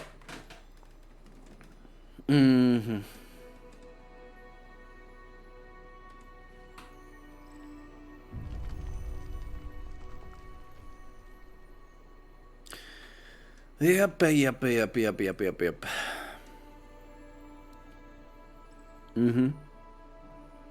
Yeah. Okay, there we go. Let's see. Let's go before we go back to Jagged Maw. Actually, I could really go for some spies.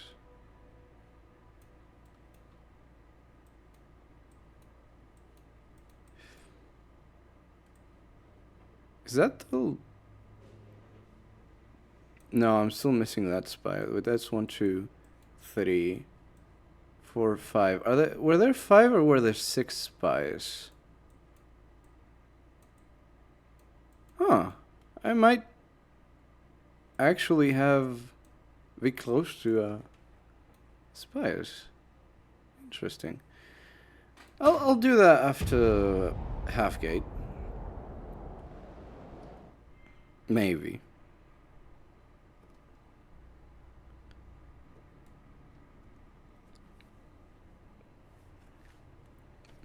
Anyway, so on the map there only seem to be 5 spies, so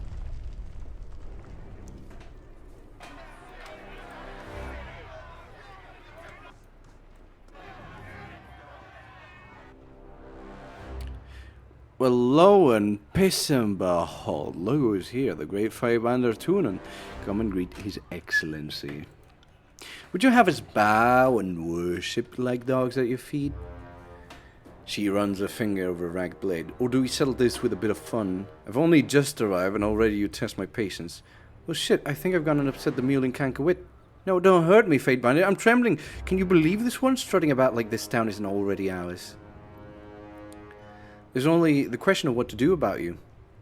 A slice down your face, mayhaps, or a dagger betwixt your shoulders as you walk away. I'm partial to either. Tunan has gifted me his powers. I can destroy you in an instant. Super Tunan Beam. You're nothing. Just Tunan's pet diplomat. Curses. Who knows how the adjudicator trains his crazy fucking followers? Alert, misery. The Fatebinder is coming through. Better, faster, and stronger. Oh my god, Burst leveled up from lying.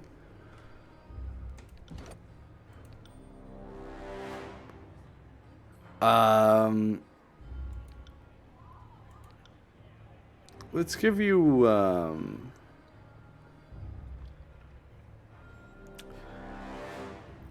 let's give you some more attack, actually.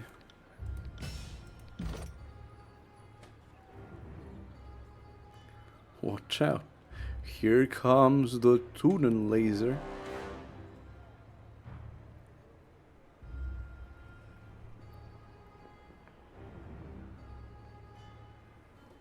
To dodge and parry skill. until combat ends. Grand accuracy. Melee critical hits damage enemies near their target. That is cool.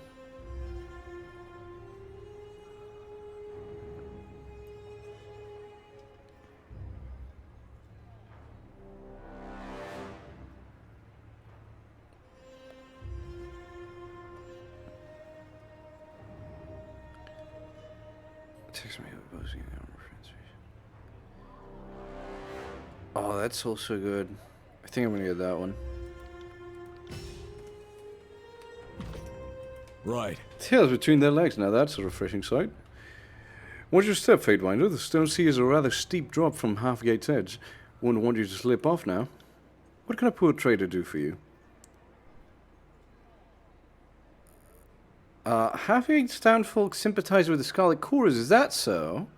Well, we don't like them. We don't hate them neither. They've got a plan to stop the earth's trembling. So they say, kill Cairn, kill the Quakes. Once the land's at rest, we can rebuild and farm again. I hear the folks at Halfgate feel disfavored at causing problems. Have you come to help then? These meddling earthshakers are protecting Cairn, but for the life of me, I couldn't tell you why. Maybe they like the trembling he causes every time he rattles and moans. But how are we to rebuild so long as the Archon lives? Farewell. I'm not gonna sell you the Can't stuff I do have, that. dude. I'd leave you broke. To battle! Hello, Scout. You are going to die.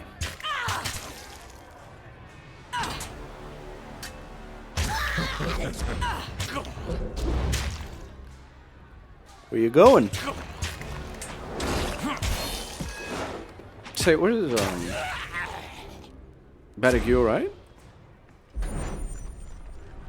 He's just contemplating, I guess.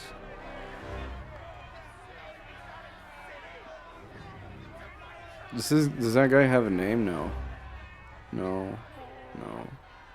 None of these guys have a name, it's fine. Send me your champion!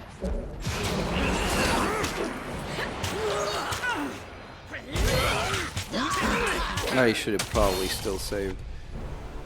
I will aid you.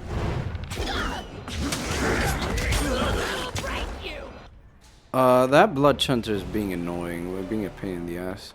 Lantry, send him to Brazil. Thank you.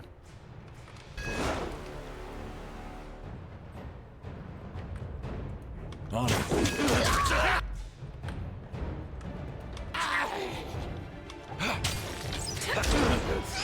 Okay. Do this. Lantry, you're gonna cast Quicken.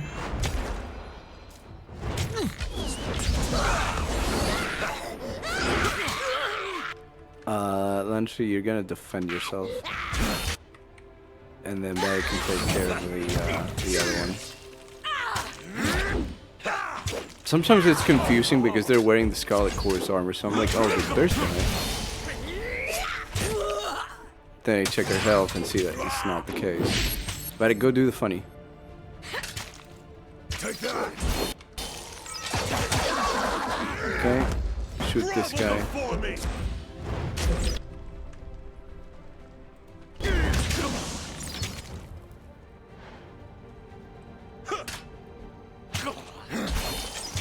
Wire, needle, and thread. No, you're fine. You're not gonna die. Someone put me out! Someone. Can you kill the thing before Bag dies, please? Oh my god, that was close. Oh yeah, that's right. He just simply refused. He just refused to pass out. That's right. I forget he does that now. I'll rest in a second. Oh, it's a beast, man. Well, we're probably gonna finish the job. Oh, never mind. We're just gonna leave him to die there.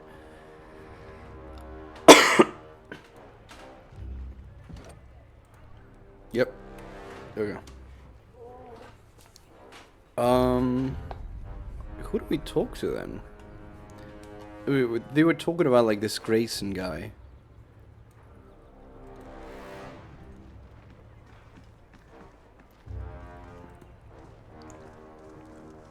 I am a shield wall unto myself. Bez, you good?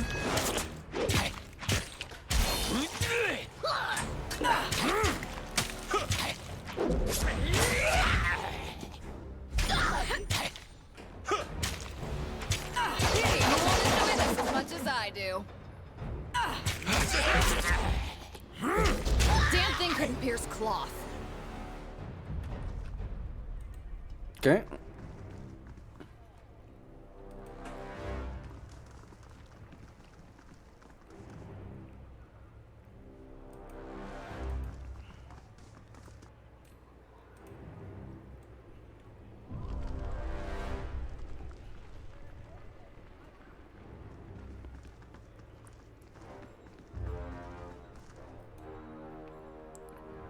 Must be my lucky day. The crimson spear cocks her helm hidden face to the side, studying you warily. I get to bathe my Arabella in a fate binder's blood. She stomps into a hip-squared crouch and pivots her long spear overhead. As her hand movement speed, the bronze spear begins to whoomp and snap at the air. She surveys the ruin you've brought in her town, the wake of bodies and blood you've churned at her feet, and her stance stiffens. Her grip tightens on her spear until her arms are wholly shaken. I haven't clawed my fingers to the bone. I haven't slaughtered those who plague my dreams. Just to be washed away by a coward's damned fate binder. I'll make you regret it. You hear me? I'll make you regret ever coming here. She slaps her spear against the ground, loud as a whip crack, and her arms shudder from the forces. The half ricochets back into the air. She laughs, clamorous and throaty and pleased, eager to test her prowess against you. Any last words?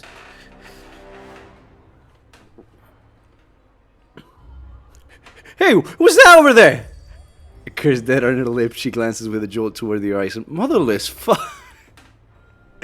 I don't know if I want to. No, I'm just gonna do nothing. I'm just like, petty diversions can't save you. She spits vehemently at the ground. Too petrified to flee or fight? Don't worry, you needn't move to die. What are you guys doing? I did not like that icon.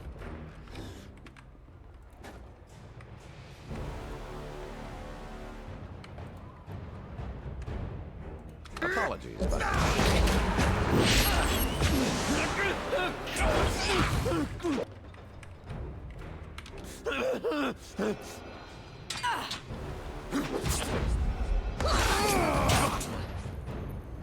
Come and feast my iron.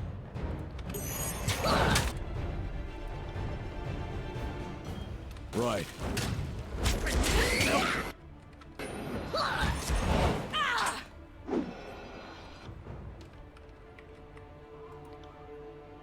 I'm gonna suck the might right out of your marrow. Like this. There you go. This weapon is useless.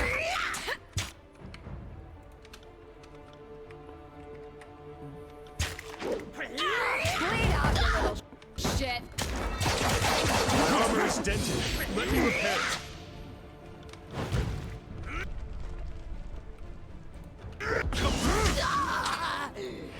Oh my god, she's gonna heal.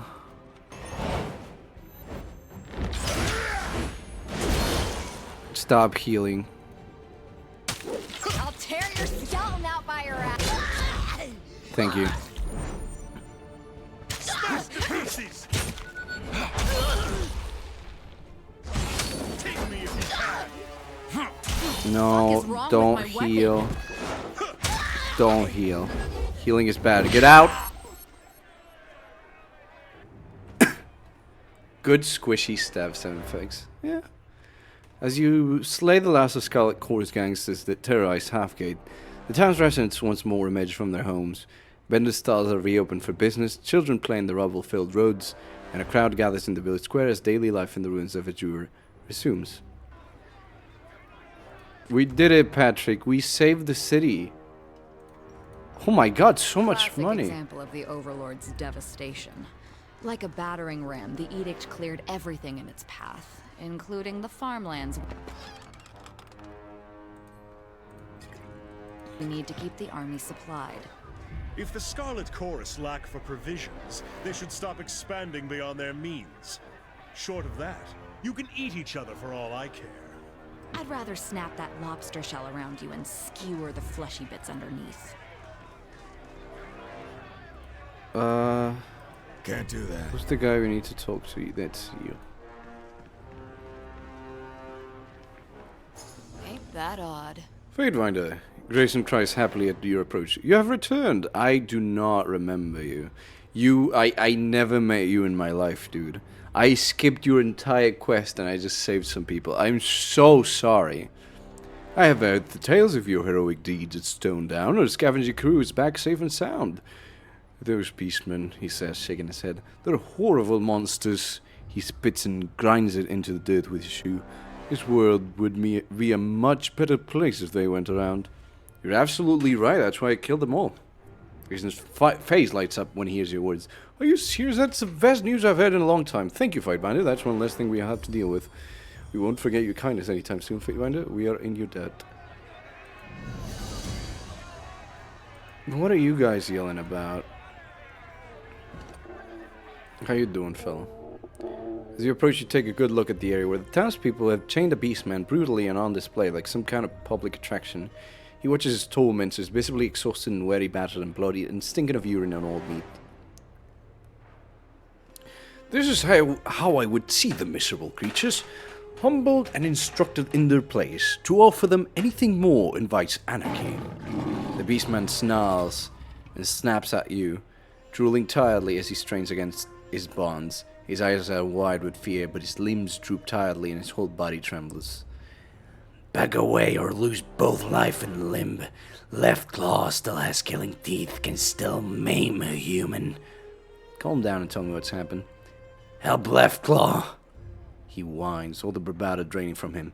Why have humans hunted beastmen?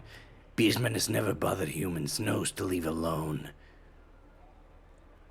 Humans claim beastmen killed settlers, but beastman has only hunted brown boar.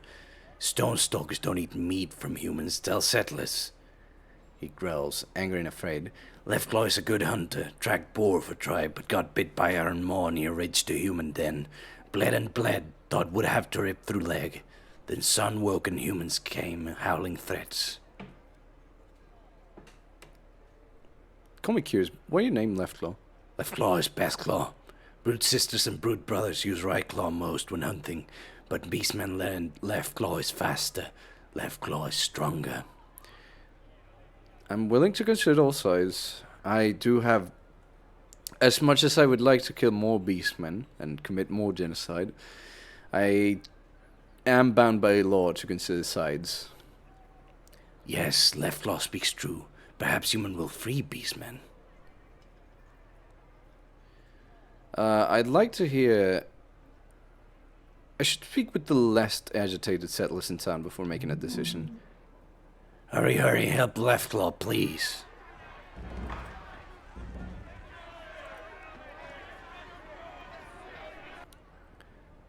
Fatebinder, Slayer of Corpsmen, Keeper of the Peace. He rushes towards you with his arms outstretched and grips you tightly around your waist. Before realizing his intrusion, he quickly backs away and pats away some of the dust he left behind. So many different faces come through this town, but how could I miss the one who single-handedly slayed those gangsters? Seems every other day we got new scavengers or artifact hunters, which is completely odd folks coming through these parts. Almost unsettling if you ask me. Is there anything I can do to help you? Any information you need about the area? What can you tell me about the captured beastman? Grayson grimaces, shaking his head. Ah, yes, the animal they caught outside the village. Can't wait for that unpleasantness to be dealt with. Covered in blood, looking about no doubt to hunt more settlers. Mangled himself in a trap outside the gates. Don't know why the course brought him in. Just wipe the beasts out or drive them away, that's what I say.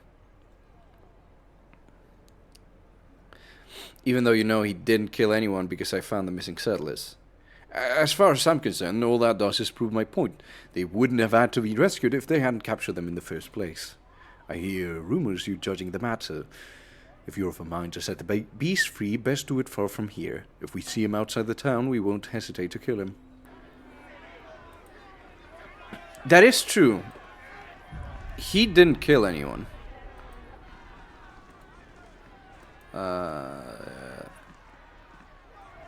Damn.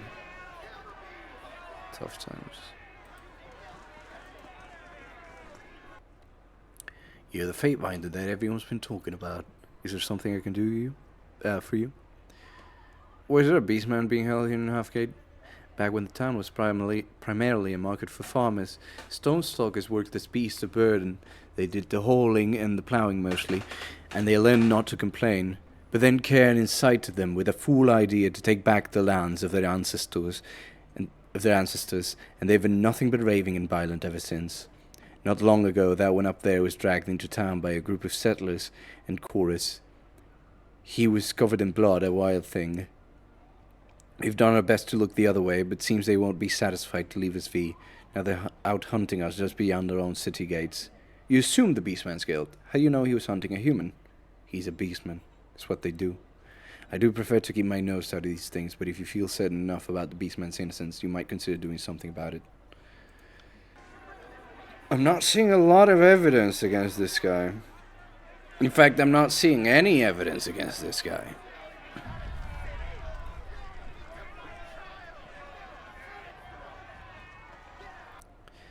Warm regards, Master Fatebinder. How do you do? I haven't seen many folks the likes of you around here. Seeing this, I remembered Arcanum of Steamworks and Magica Obscura. I have to figure out how to make that game work on modern systems. I once tried to make Desperados run on modern systems. If I can do that, you can probably do that. Then again, most of the folks I've been bumping into lately are of the Scarlet Chorus. They're not the likes of anything but rotten. Anything I can do for a nice gentleman like you? What are your thoughts on the captured Beastman? Would you find him guilty? You bet your britches. I would. That beast is guilty as they come. Look at his fur still matted in the blood of his victims. The settlers went missing 2 weeks ago. No doubt he reeks of it, the lives he stole.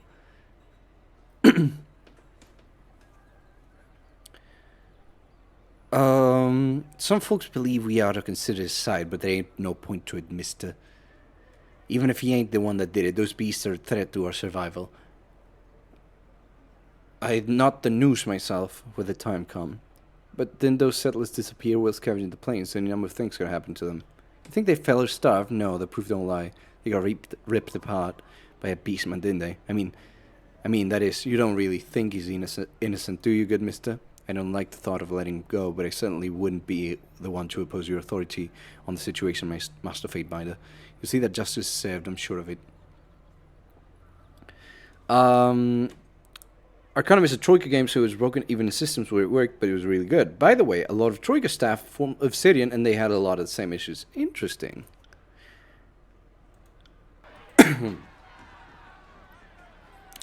Yeah, I see no evidence. I do have to let him go. The Beastman shudders and shakes, weak but driven to lash out, to snap in fear and anger. What is human leave left, Claude, to suffer? Please, please, if wound free, give mercy, please, kill quickly. I've decided to free you and decree your innocence. Leave the settlers who will kill you if you linger. Really? It's true? He whimpers and quivers with gratitude, eyes darting in search of the easiest escape route. Leftclaw won't forget help from human. Perhaps we were wrong to claim it for the beast blood. Just get the mongrel out of my sight.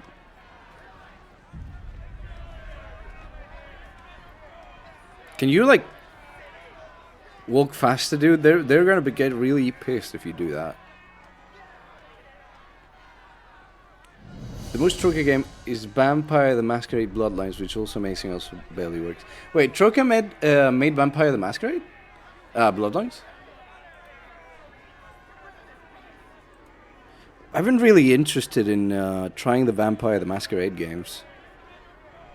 What the fuck?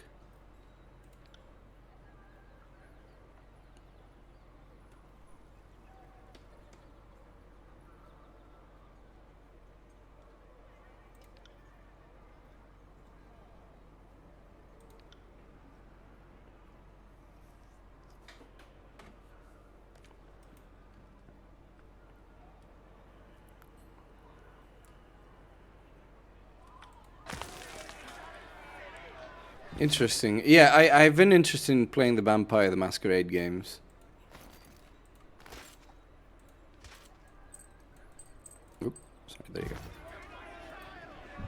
Never got the chance to do it.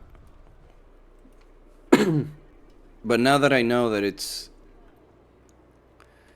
Troika shares some stuff with Obsidian, I'm definitely more interested in it.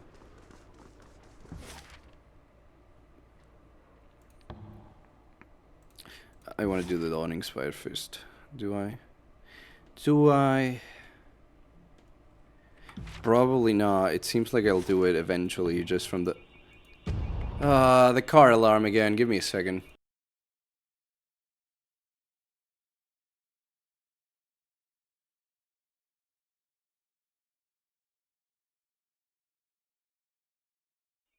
Look, man, steal the car or don't, but leave me alone already. There are really only two RPGs, no relation between them. Newer one is a Telltale adventure game. More puzzles might be worth a playthrough. I'll think about it. Where'd the guys go? Oh, did they go to the place where I'm supposed to go? Yeah. Okay, never mind.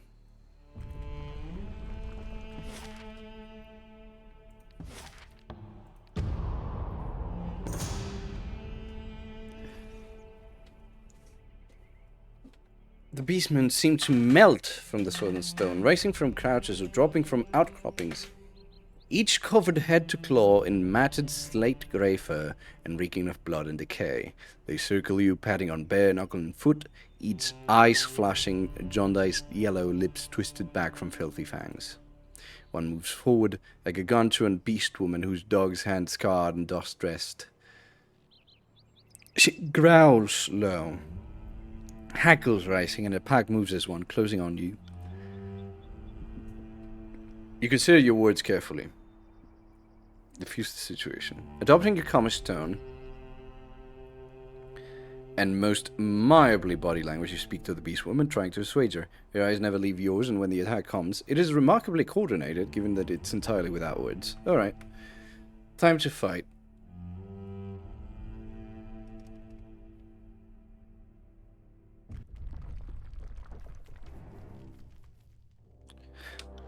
Oh, yeah, it's because of that, isn't it? Trouble is a fool.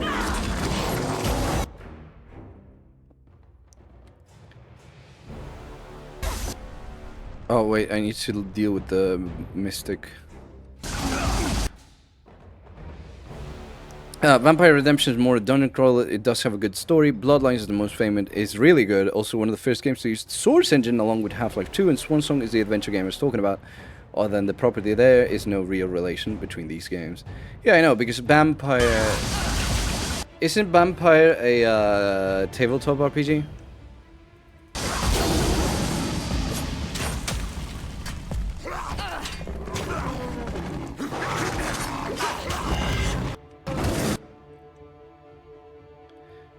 Yeah, so it's kind of like having... I got it. It's kind of like having different Dungeons and Dragons games. They're not gonna really be connected. They're just in the sort of the same universe, but not really at the same time. Get me out of here! Oh god, they're petrified bears.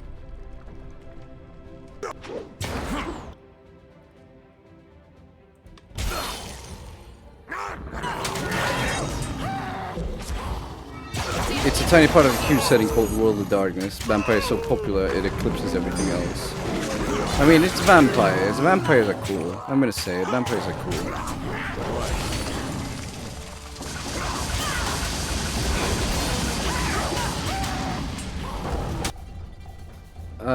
Lantry, can you cast Quicken?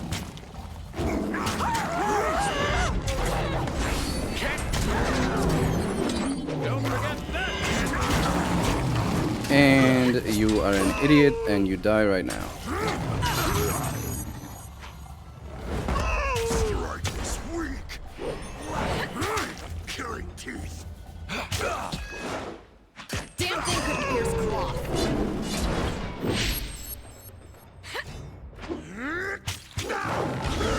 There you go. That's it.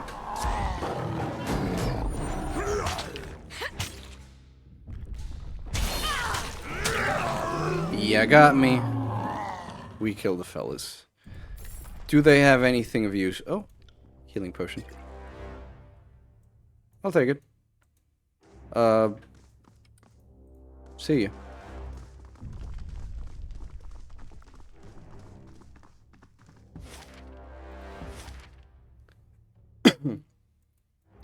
Hunter's Reckoning has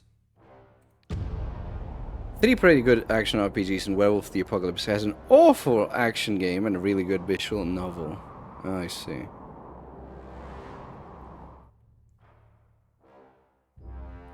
So I guess those are also part of the World of Darkness stuff. But listen, being vampires are cool. Being a vampire is cool. You can like mist power. You can like transform into rat. You can like enter window if you get permission. Isn't that a cool weakness? It's such a stupid, but it's also a really cool weakness. I like that weakness. It's not used a lot. That vampires actually have to ask permission to enter a house. Wouldn't that make for such cool scenarios when you're playing a Arcana vampire? Stone, what a sight! Hey, feel free to kill some time here. I've got, so much to sketch. That's a lot of man. Let's try It not to wake is. him up.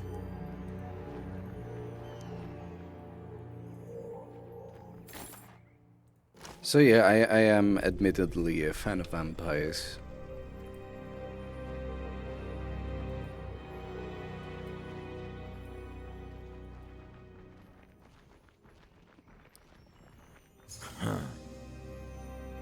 Each house represents a different vampire stereotype.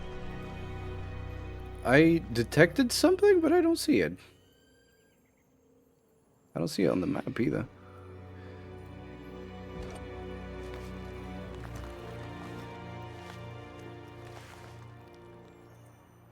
Man, this only serves to make me madder because I never have friends all the time, really, to do tabletop RPGs.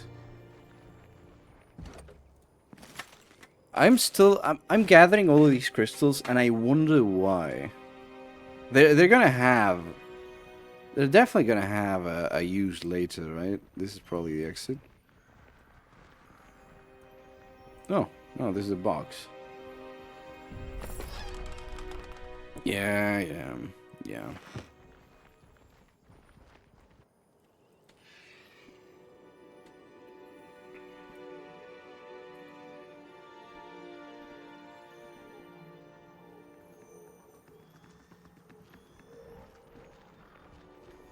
Key spin and spin. Hello, fellas. A Fatebinder or two in here. What business have you at Howling Rock? Speak or be pelted with stone. So you're one of us. The Earthshaker signs the sigil back to you, and the code exchange is complete. She nods and touches her face to her chest in salute, but her eyes are hard as bulges, wary as she watches you. We will raise the gate, but be warned, Fatebinder. I will see the earth swallow you whole should you bring strife against us. In canon, in universe canon, these guys are probably not the type of guys you want to piss off. Like in gameplay, oh, I cast Petrified, haha. In canon, these guys can probably literally make the earth swallow you whole, and they just leave you there, that's it. Sir, wait up.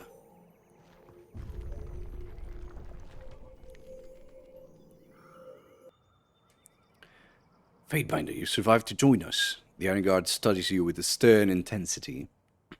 If the exertion of the run has winded him, he does not show it. His brother, on the other hand, doubles over, hands on his knees as he catches his breath. Between the two of them, Cadis is splattered in the remnants of battle, while Radix stands wholly pristine. Of course he would. Cadis looks to his older brother and strains. You saw the trail of corpses he left, made my job easy. Well, easier.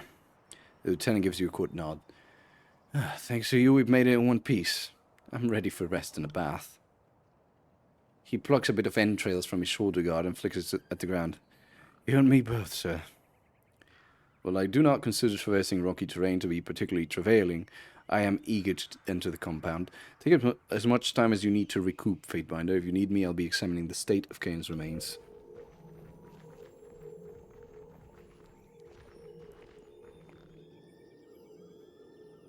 On it.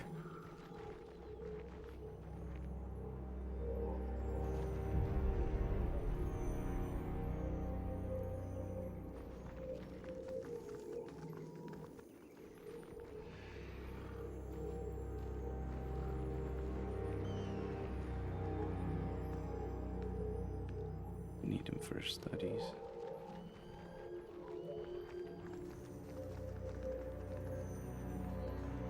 Can't do that. No, Sorry, no. can't. Oh!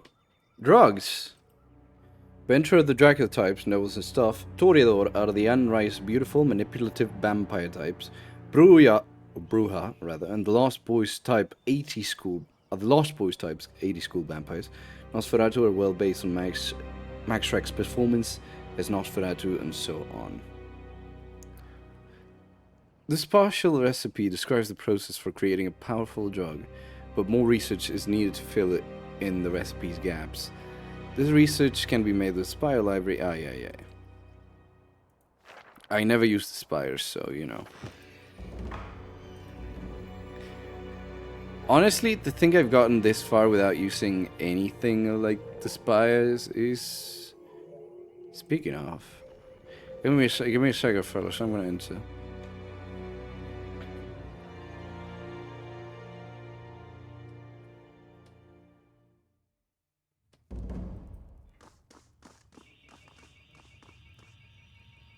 Alright.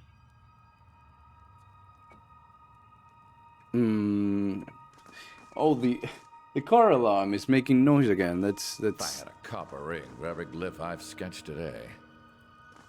Oh, it wasn't today, man. Calm down.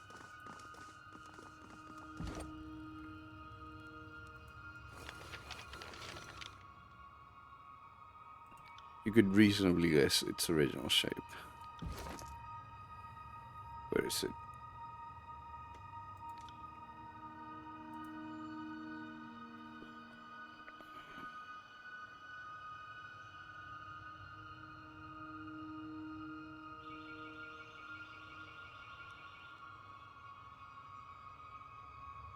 Okay. Yeah, I think I see it. That's the 4th time this alarm has gone off. Like, fucking calm your car down, mate. Anyways.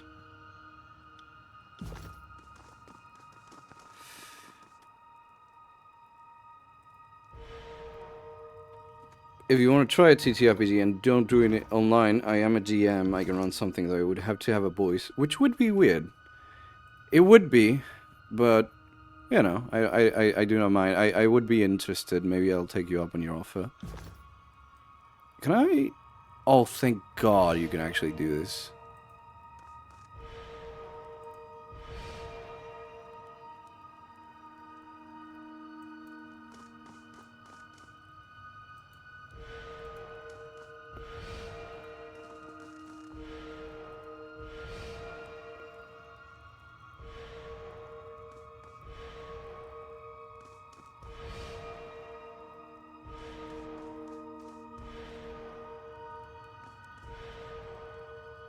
No, come on. Affirmative. There you go. You say you like to play map. I'd like to play anything really at this point. Though I kind of have to learn it.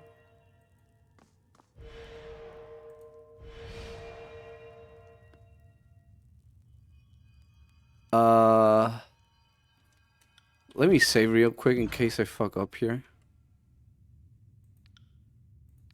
I know I can undo it, but...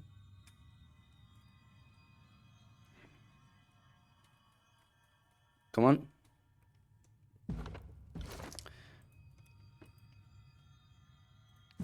Okay.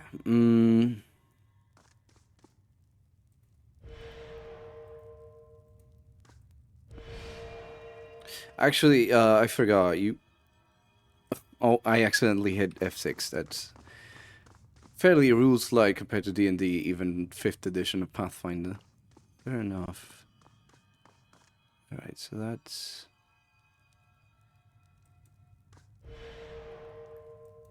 It's like this.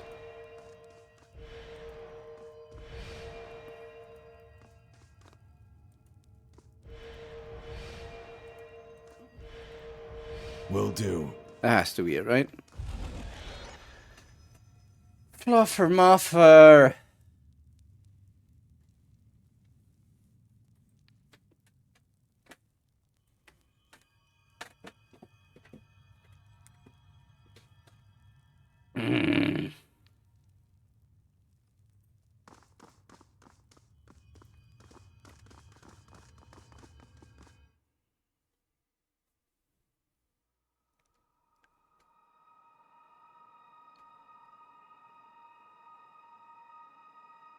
Damn puzzles. The bane of RPG players everywhere. Is, yeah, certainly, yeesh. I'm gonna talk to Raditz. Sure. Fadebinder, I presume you're adequately rested. The Iron God studies you with a stern intensity. We're rested, huh? Katie jerks a glance at Radix. Hate to think of what it might mean if that earlier show wasn't a Fatebinder peak performance. The lieutenant gives you a nod. Glad you're with us, sir. The commander touches a knuckle to his chin. Thought, yes, I must admit I am as well, especially in light of recent discoveries. What discoveries? What happened? Well, I served Ash at Vendrian's well in my stead. The guild succeeded in their mission to locate and guard Cain's remains. Of course, none of us expected he would have survived. He nods once in admiration of his former master.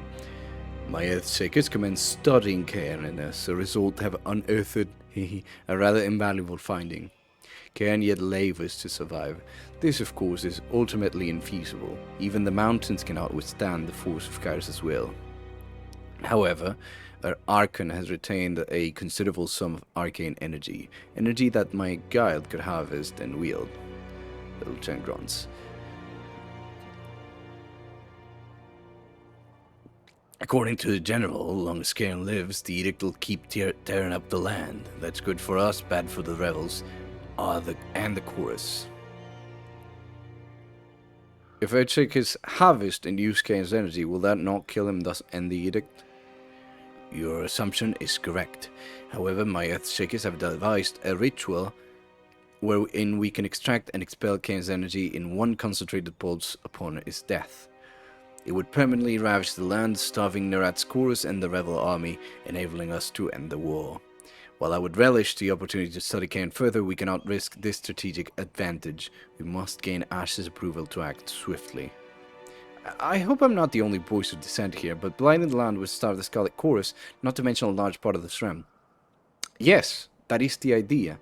I thought we were fighting a war to gain something. It looks like we're causing massive devastation for one dumb victory. Am I wrong here? The Scarlet Chorus should be wiped from the region. These are the consequences of declaring war on the Great General. We take no pleasure in this, Spurs, but it needs to be done. Don't talk to me about what needs to happen when you're the one on the ground who dictates how this war gets fought. At least take some responsibility for what you're doing. Loose stones jostle across the ground as he nearly impatiently taps a booted toe. If the lot of you are quite well finished, I'd like to get on with it. What would you have me do? Deliver word to the Iron Hearth. Tell Ash we have well established our fort in the Stone Sea. Tell him of the plan we have devised to destroy the land and defeat the boys of Nerd. Alright. Do be swift about it. In the meantime, I will assume Ash's approval and see to the provisions necessary for the ritual. See, what he means is safe travel, sir. Farewell. There he is. He detected something, but I don't see it. Oh, it's in the crystal itself. No wonder I didn't see it. Oh.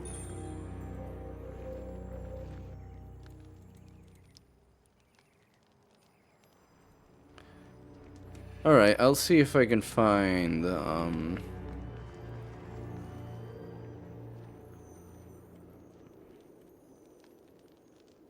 if I can find sign of a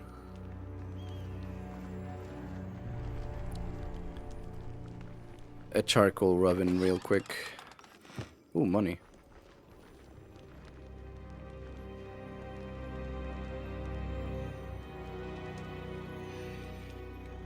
I'm sorry, where's the thing?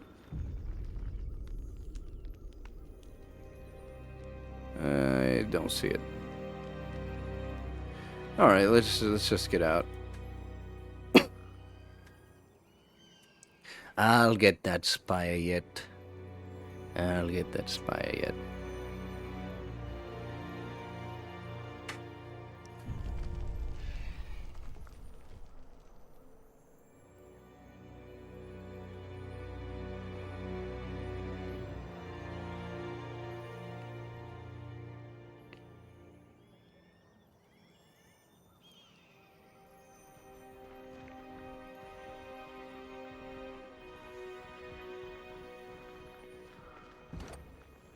Climb the cliff? Is there a reason to do this?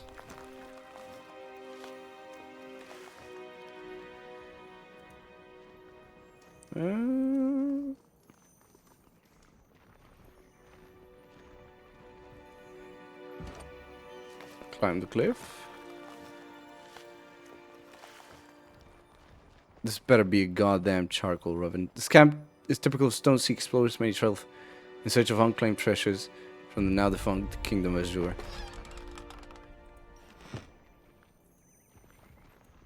Can't do that. Damn. Was that it? Was that the only thing? Oh. Wait.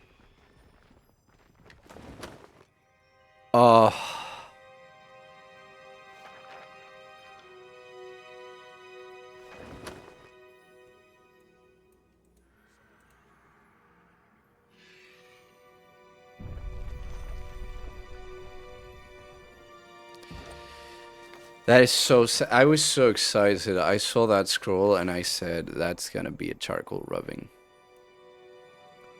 It was not. Fellas?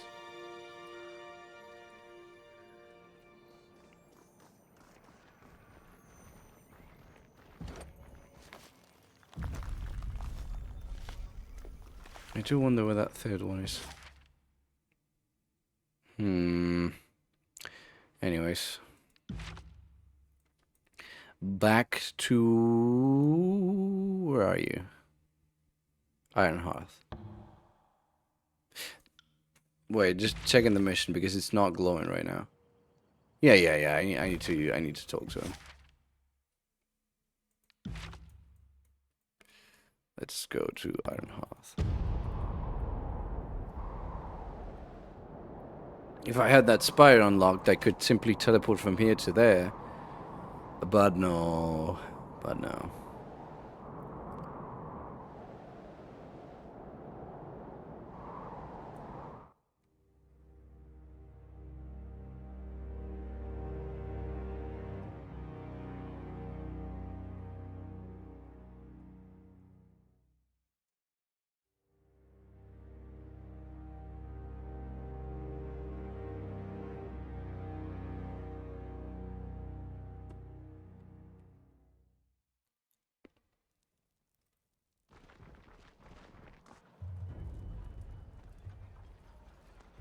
Let's go talk to Santa Claus.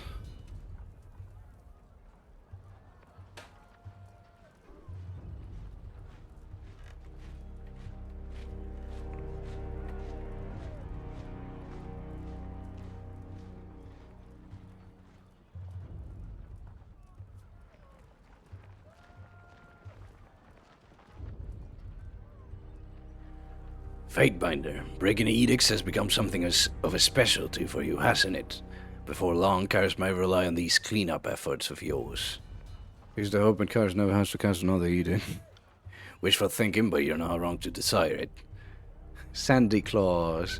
I feel that dissidents will ever be a problem in Kars' hierarchy and that we have not seen the last of the Overlord's edicts. I don't mean to marginalize your efforts. What you've accomplished in a short time is impressive, but don't forget that you are a vassal of greater powers and should remember your place.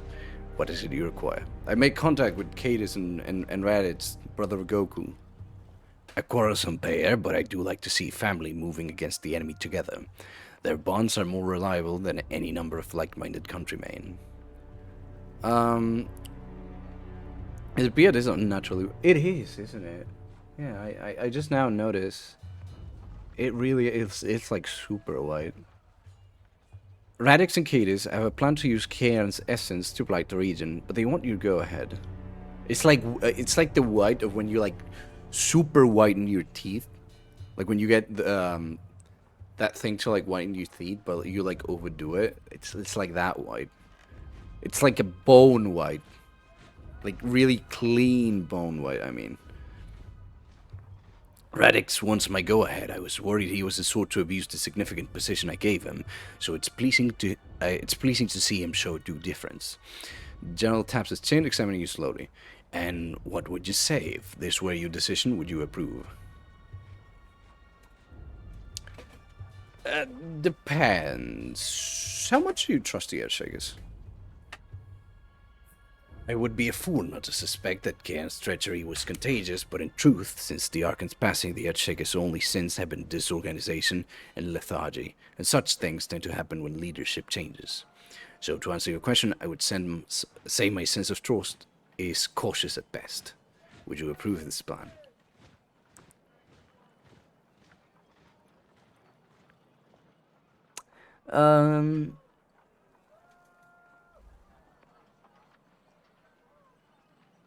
Yes. Slaying Cairn is following Kai's commandment, and if the Earthshakers are right, their plan would render the land barren, starving the chorus.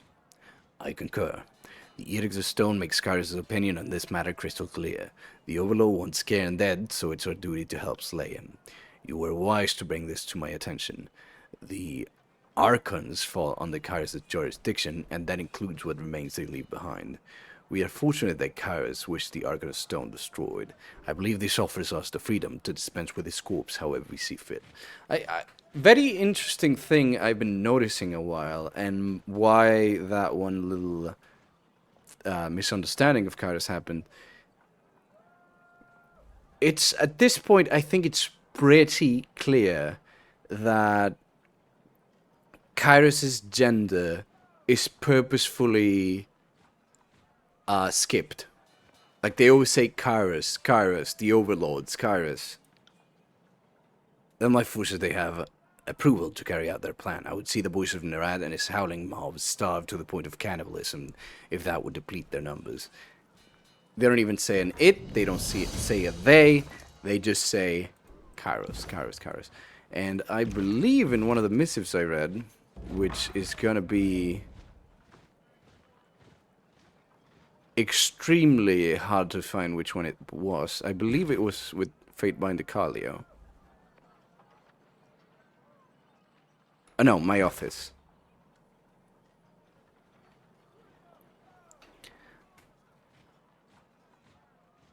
Give me a second.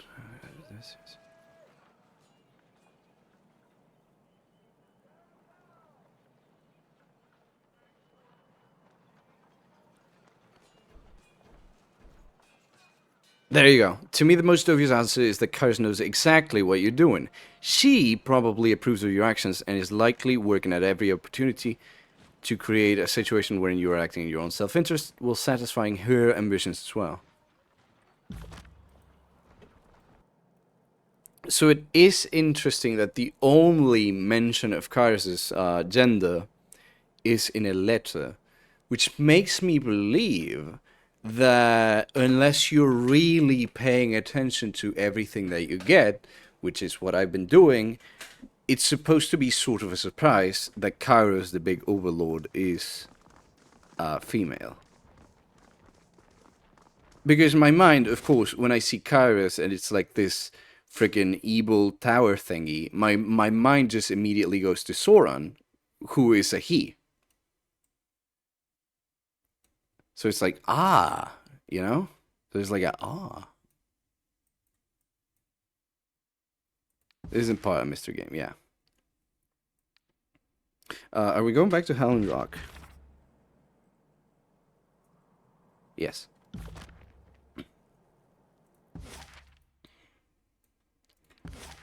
We are almost done for the day, I think. We'll see how far we get along the cairn ritual.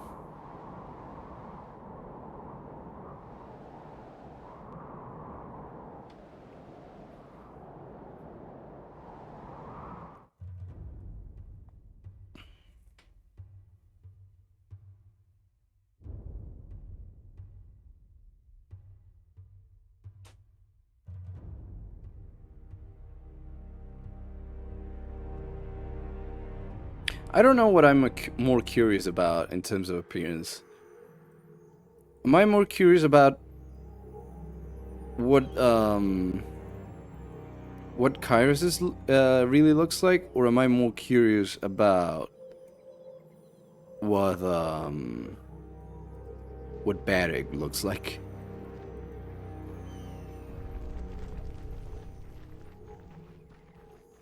No, I really want to know what Barrig looks like under that thing. I really wish we could take him out. I hope at some point we get another opportunity to do this. Thinking of getting him out of there. Because goddamn, man.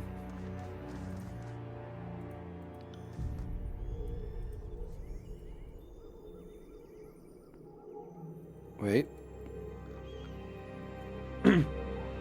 Yeah, Barrick has been here the whole time, just not, you know... We haven't actually seen a single bit of skin from him.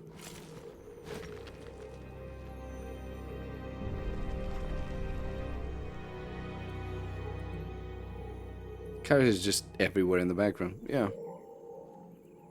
I think we've seen not Kairos really, but we've seen like some sort of representation of Kairos when we were making the character, like when we were seeing the story flashbacks.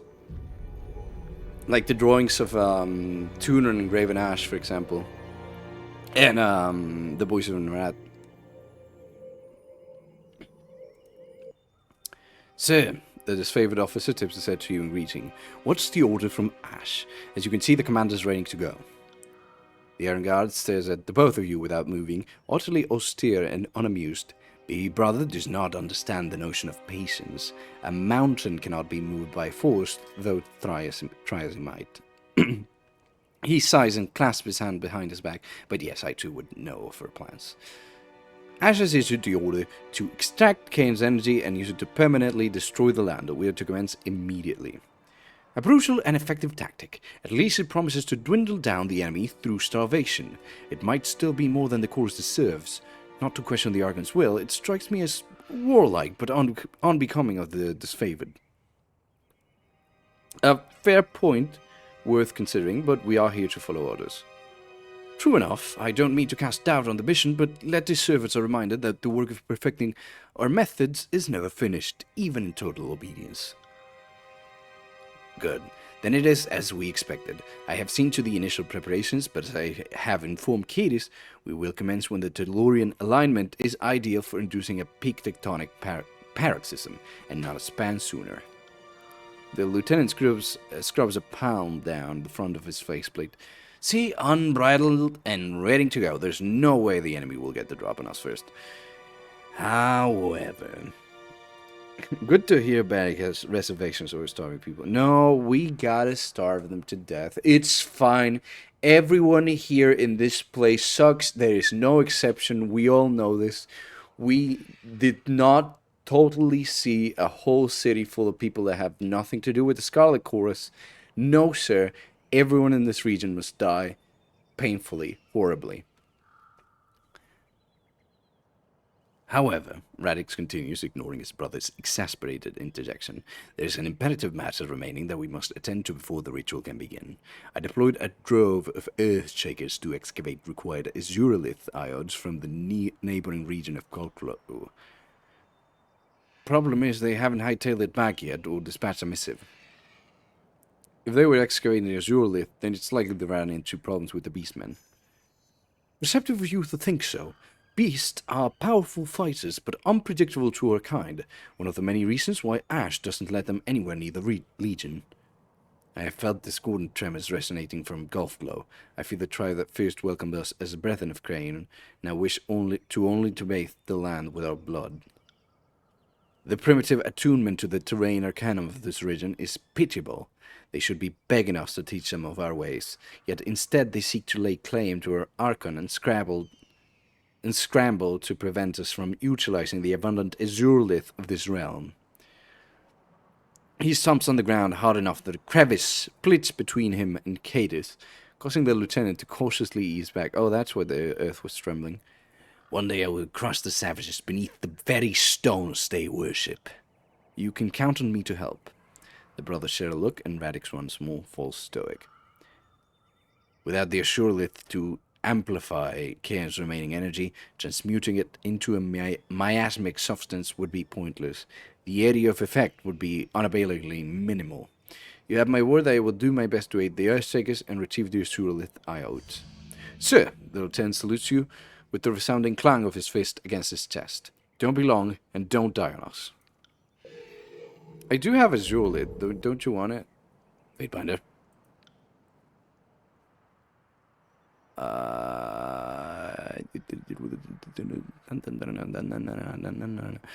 No, it's fine.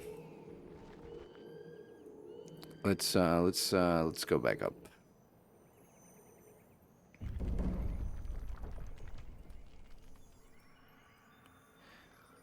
Wait, I do have the azurelith.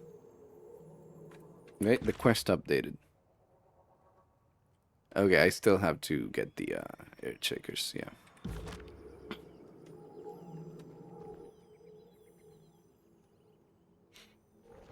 Imagine you get more.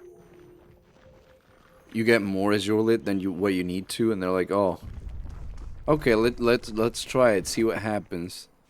Bad ending. The whole planet explodes.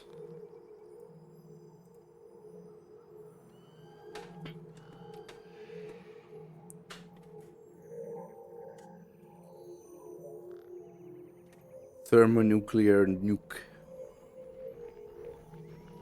Wait, no, thermonuclear nuke is it's a stupid goddamn redundancy. Is that really a bad ending when it's this planet? You might have a point. Maybe. You might have a point. Maybe. You might have a point. This planet... I mean, do we really know what happened to the rest of the planet? Like, this is only a small country, right? Like, it's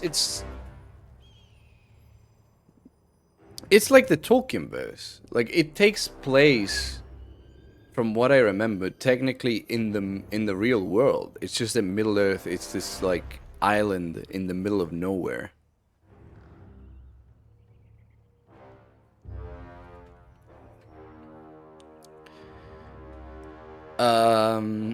Oh no, Fatebinder, I've done my duty. You can't drag me back there. Who are you, and why do you think I would drag you somewhere?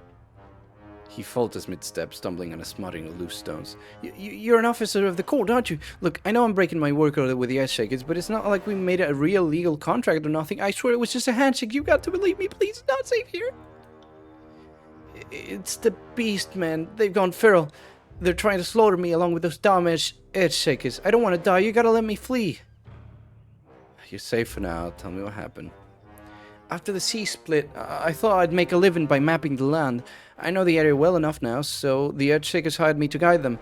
They were looking for some kind of precious stone. But the stone stalkers seem to have other plans.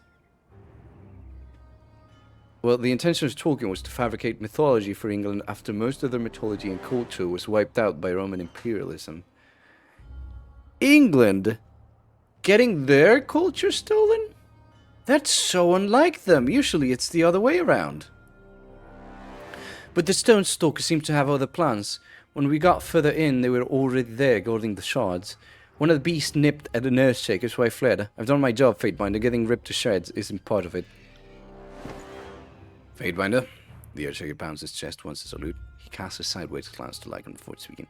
Ignore this coward and allow me to enlighten you on our situation. I assume you come to aid us. Well, you don't need me with a Fatebinder here. You two want to go at it with the Beastmage. It's your funeral. I'm out of here. Tremendous, dude. You have impeccable timing, as we seem to have entangled ourselves in a rather bloody rumble with the Beastmen.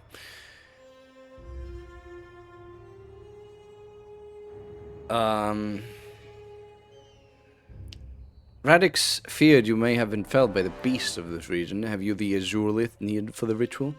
Some, but not nearly enough. We'll need several more of the purest classification if we are to successfully amplify the face velocity of Kane's remaining energy during the ritual. We hired a local scavenger to show us where he had seen a high concentration of crystal iodes. Thus he led us here. At first the beastmen were amenable to our request, but shortly after excavations began, they became wrought with anger. Apparently we're stealing from their ancestors, or some such foolery. Really ironic when you remember that Tolkien lived in South Africa in the colonies for quite a few years. I did not know that.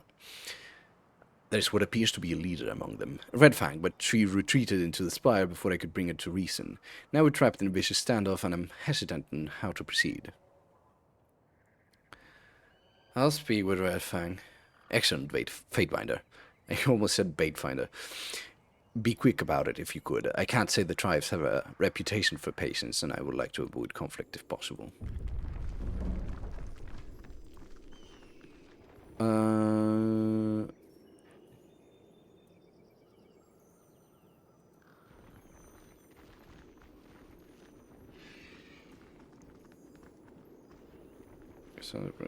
Interesting.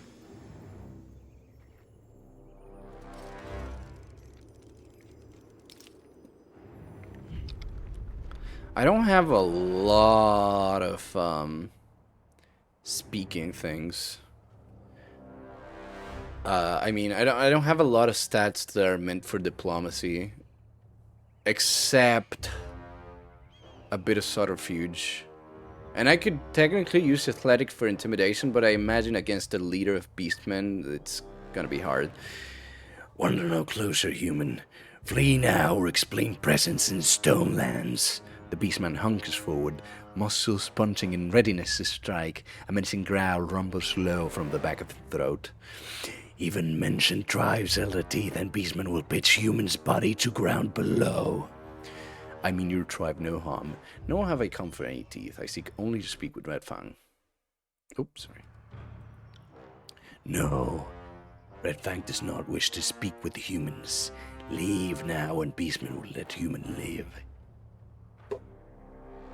I'm trying to resolve your quarrel with the Earthshakers before you tear each other's throats out. The beastman slits his silvered eyes, wary. He sits back on his haunches, but his muscles jump with a mixture of excitement, fear, thrill, and terror. He lolls a pale tongue out the side of his mouth, smirking. Fine. Enter the dawn peril, human. By the way... Oh yeah, it is for the Dawning Spire. Anyways, Can't do that. I guess we enter.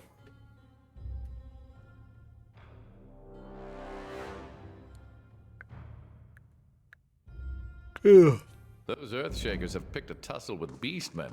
Doubt this will end in laughs. Don't touch the crystals, dude. Let me save. I haven't saved in a while. I mean manual saving. I do know I have the auto saves, the quick saves, whatever, but... Let me just manual save. God damn.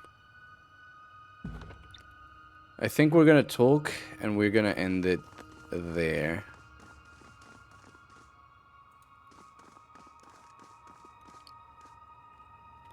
The beast woman cocks her head to one side, listening intently.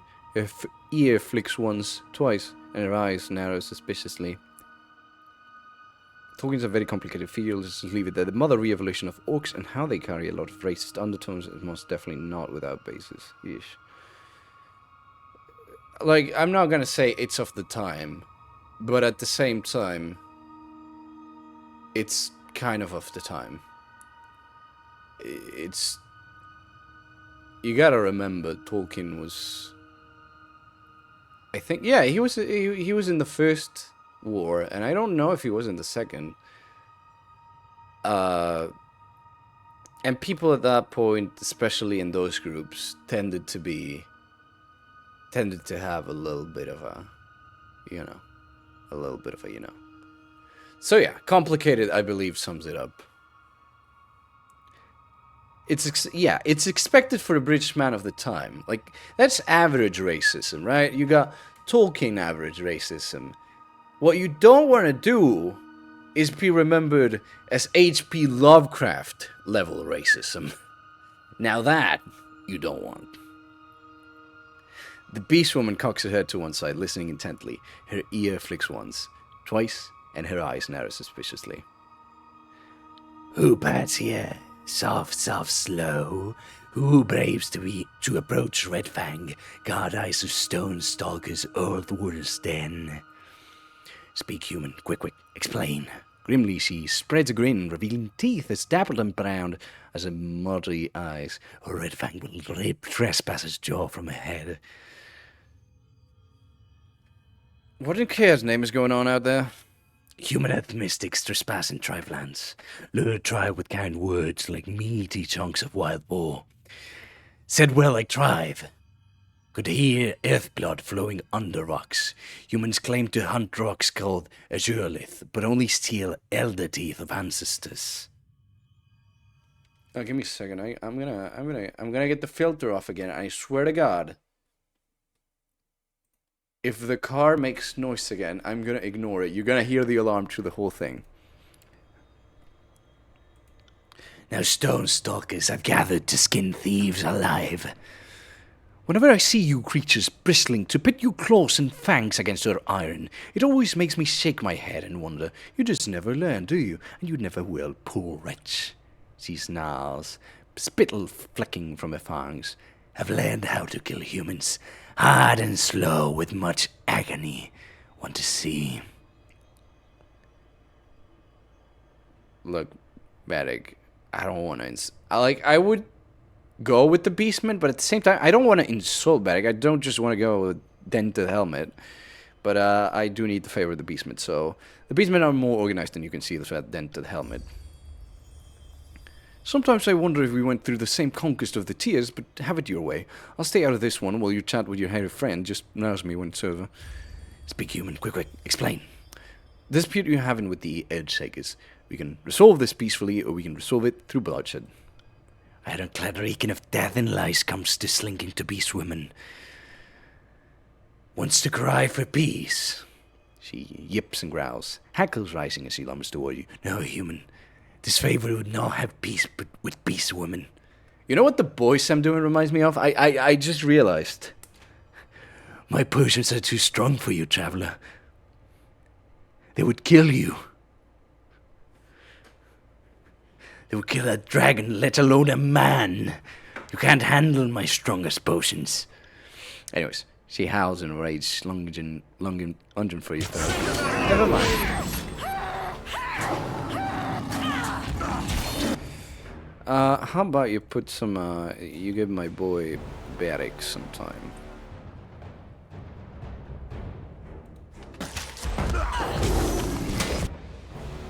H.P. Lovecraft was a true piece of garbage of a human being. Yes.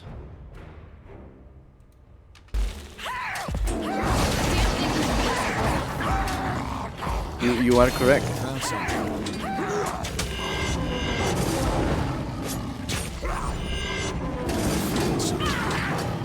The guy was so racist, the racist would go like, God damn, man, calm down a little bit.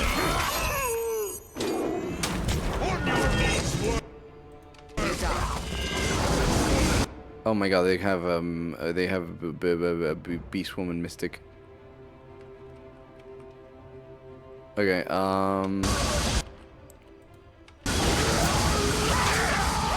go deal with it. See that? I'm entirely useless. Can't move.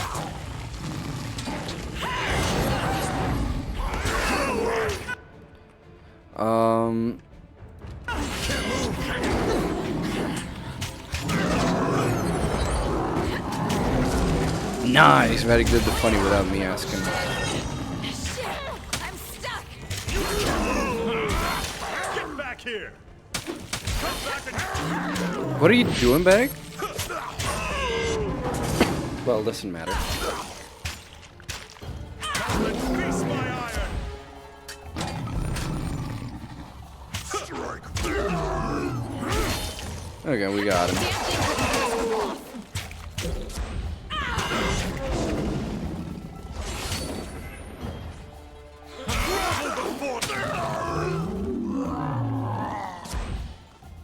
We got him.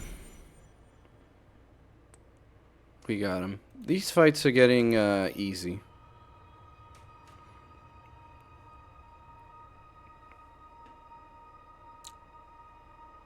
Interesting. Less endurance, 2 parry and 2 dodge. And they have a thing, wait. They have an artifact ability. Never. The Azure Shield grants us weird bonus to quickness, movement speed, and accuracy.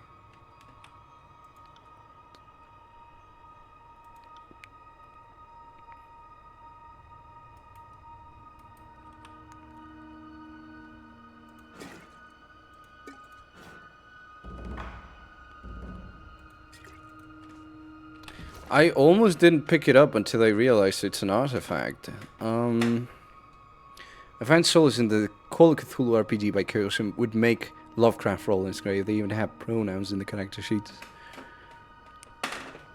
Lovecraft would be the type of guy to unironically use the word woke nowadays.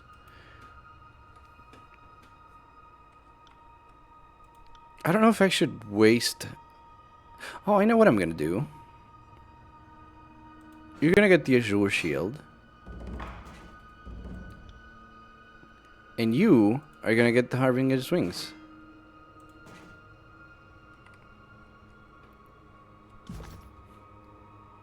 Alright.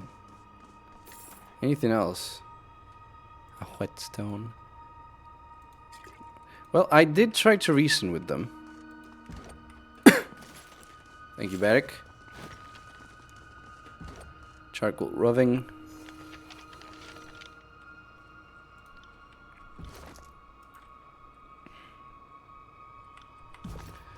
We'll deal with those later. I think we might be done for now. Wait a minute.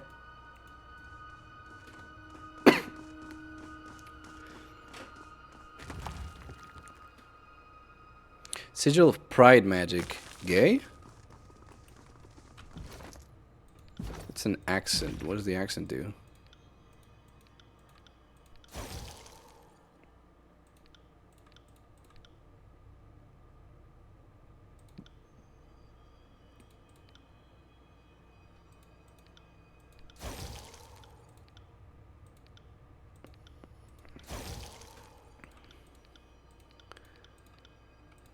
I guess we won't know. I'll check it out later.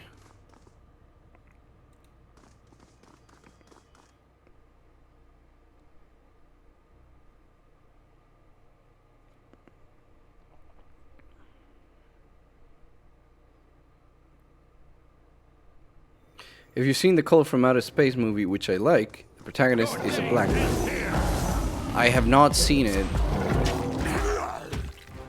I do have the book, but I haven't read it either.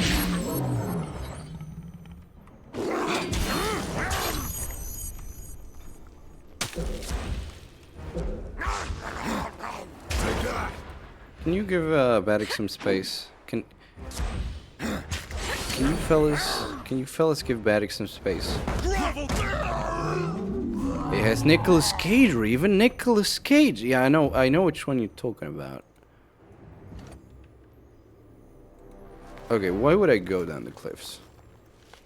I don't know, but I probably can't get back up. Oh, I can. Give me more of these. Yeah.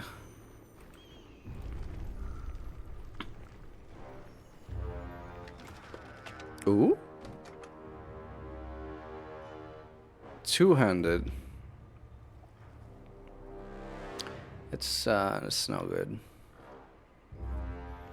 No, I'm sorry, man. Sorry, can't. Yeah, sorry, can't. Can't do that. What about this one? Wheat, flour, grain. Damn it.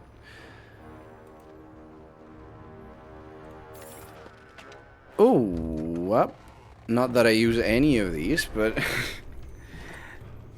someday I'll use the spires, I promise. You must know one thing about me. I love Nicolas Cage. I unironically believe he's an amazing actor. His exaggerated, larger-than-life way of acting is... No, I actually agree with you. I really like Nicolas Cage. I like the way he acts. He is such a fucking oddball. And I genuinely do love the way he acts. And... he's also a big fan of Marvel comics. He is, I mean, the reason his... Send me your champion! The reason his name is... His stage name is Nicolas Cage is because he's a fan of Luke Cage. And it's also... I think it was also a way that he wouldn't use the name Coppola just to, like, get... you know, just so that he wouldn't be associated with... I believe Francis Ford Coppola was his grandfather? Or was it his great uncle? Something like that.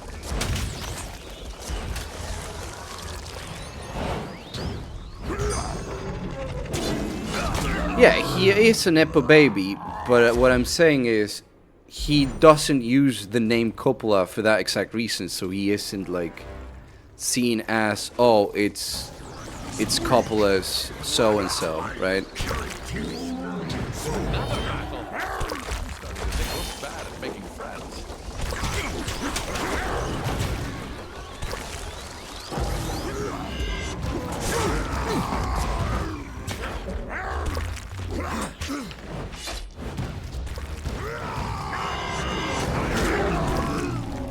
But yeah, I do like him.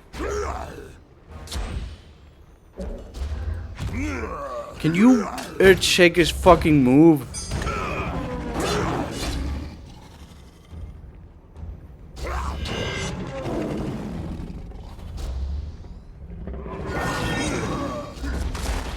Were we headed to do that? Can I climb from here? Oh.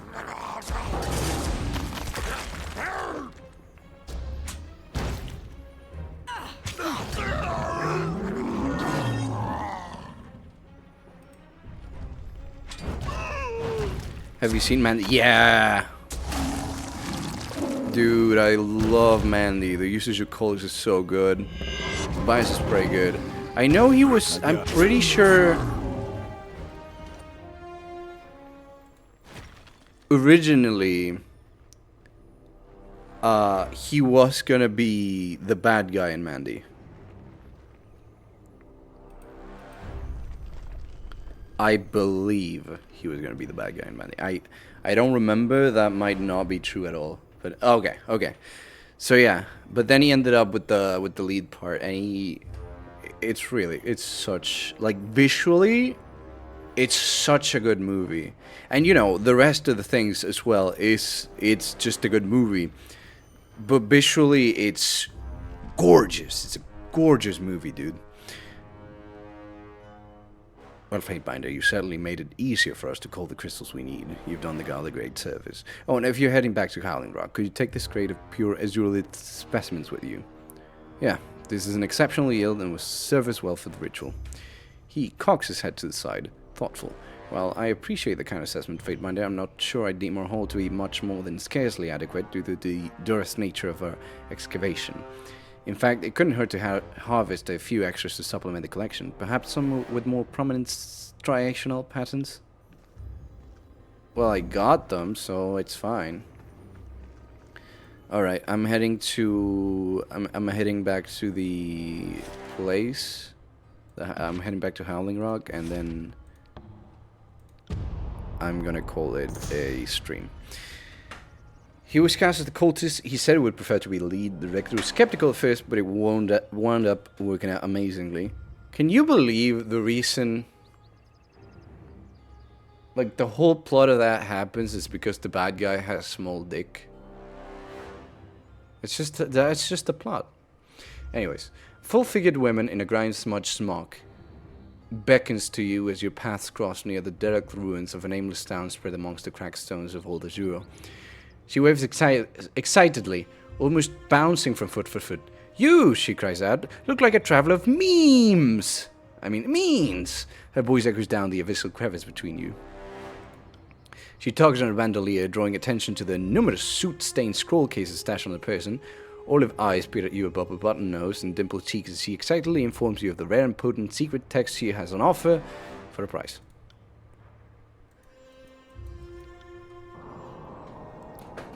I am about to ruin this woman's entire career. Check this out. I'm gonna sell. I'm going to sell so much to you right now.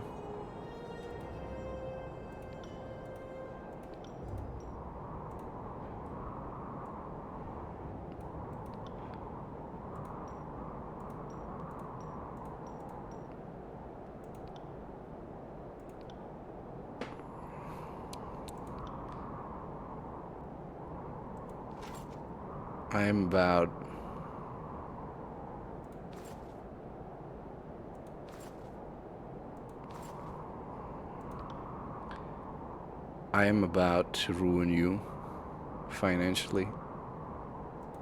You should not have tried to swindle me.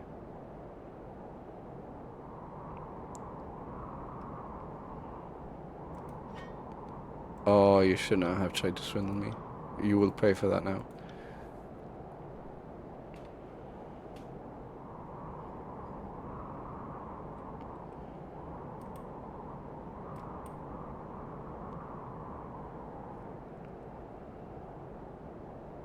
I might actually keep that.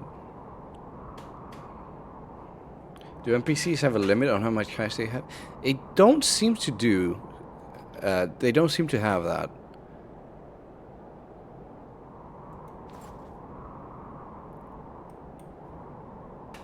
Wait, that's... Oh, there's an artifact I didn't even realize. I might check that in a second.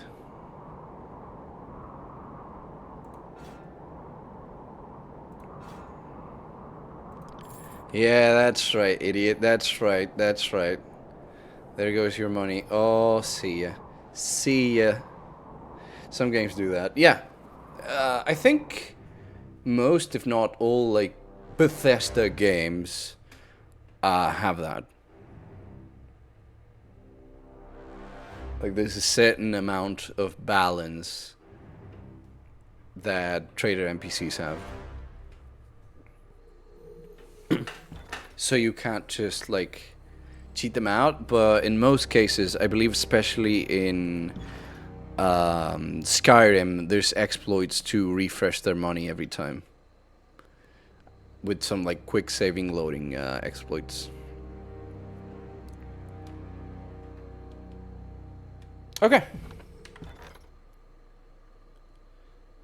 Yeah, that's it. See you.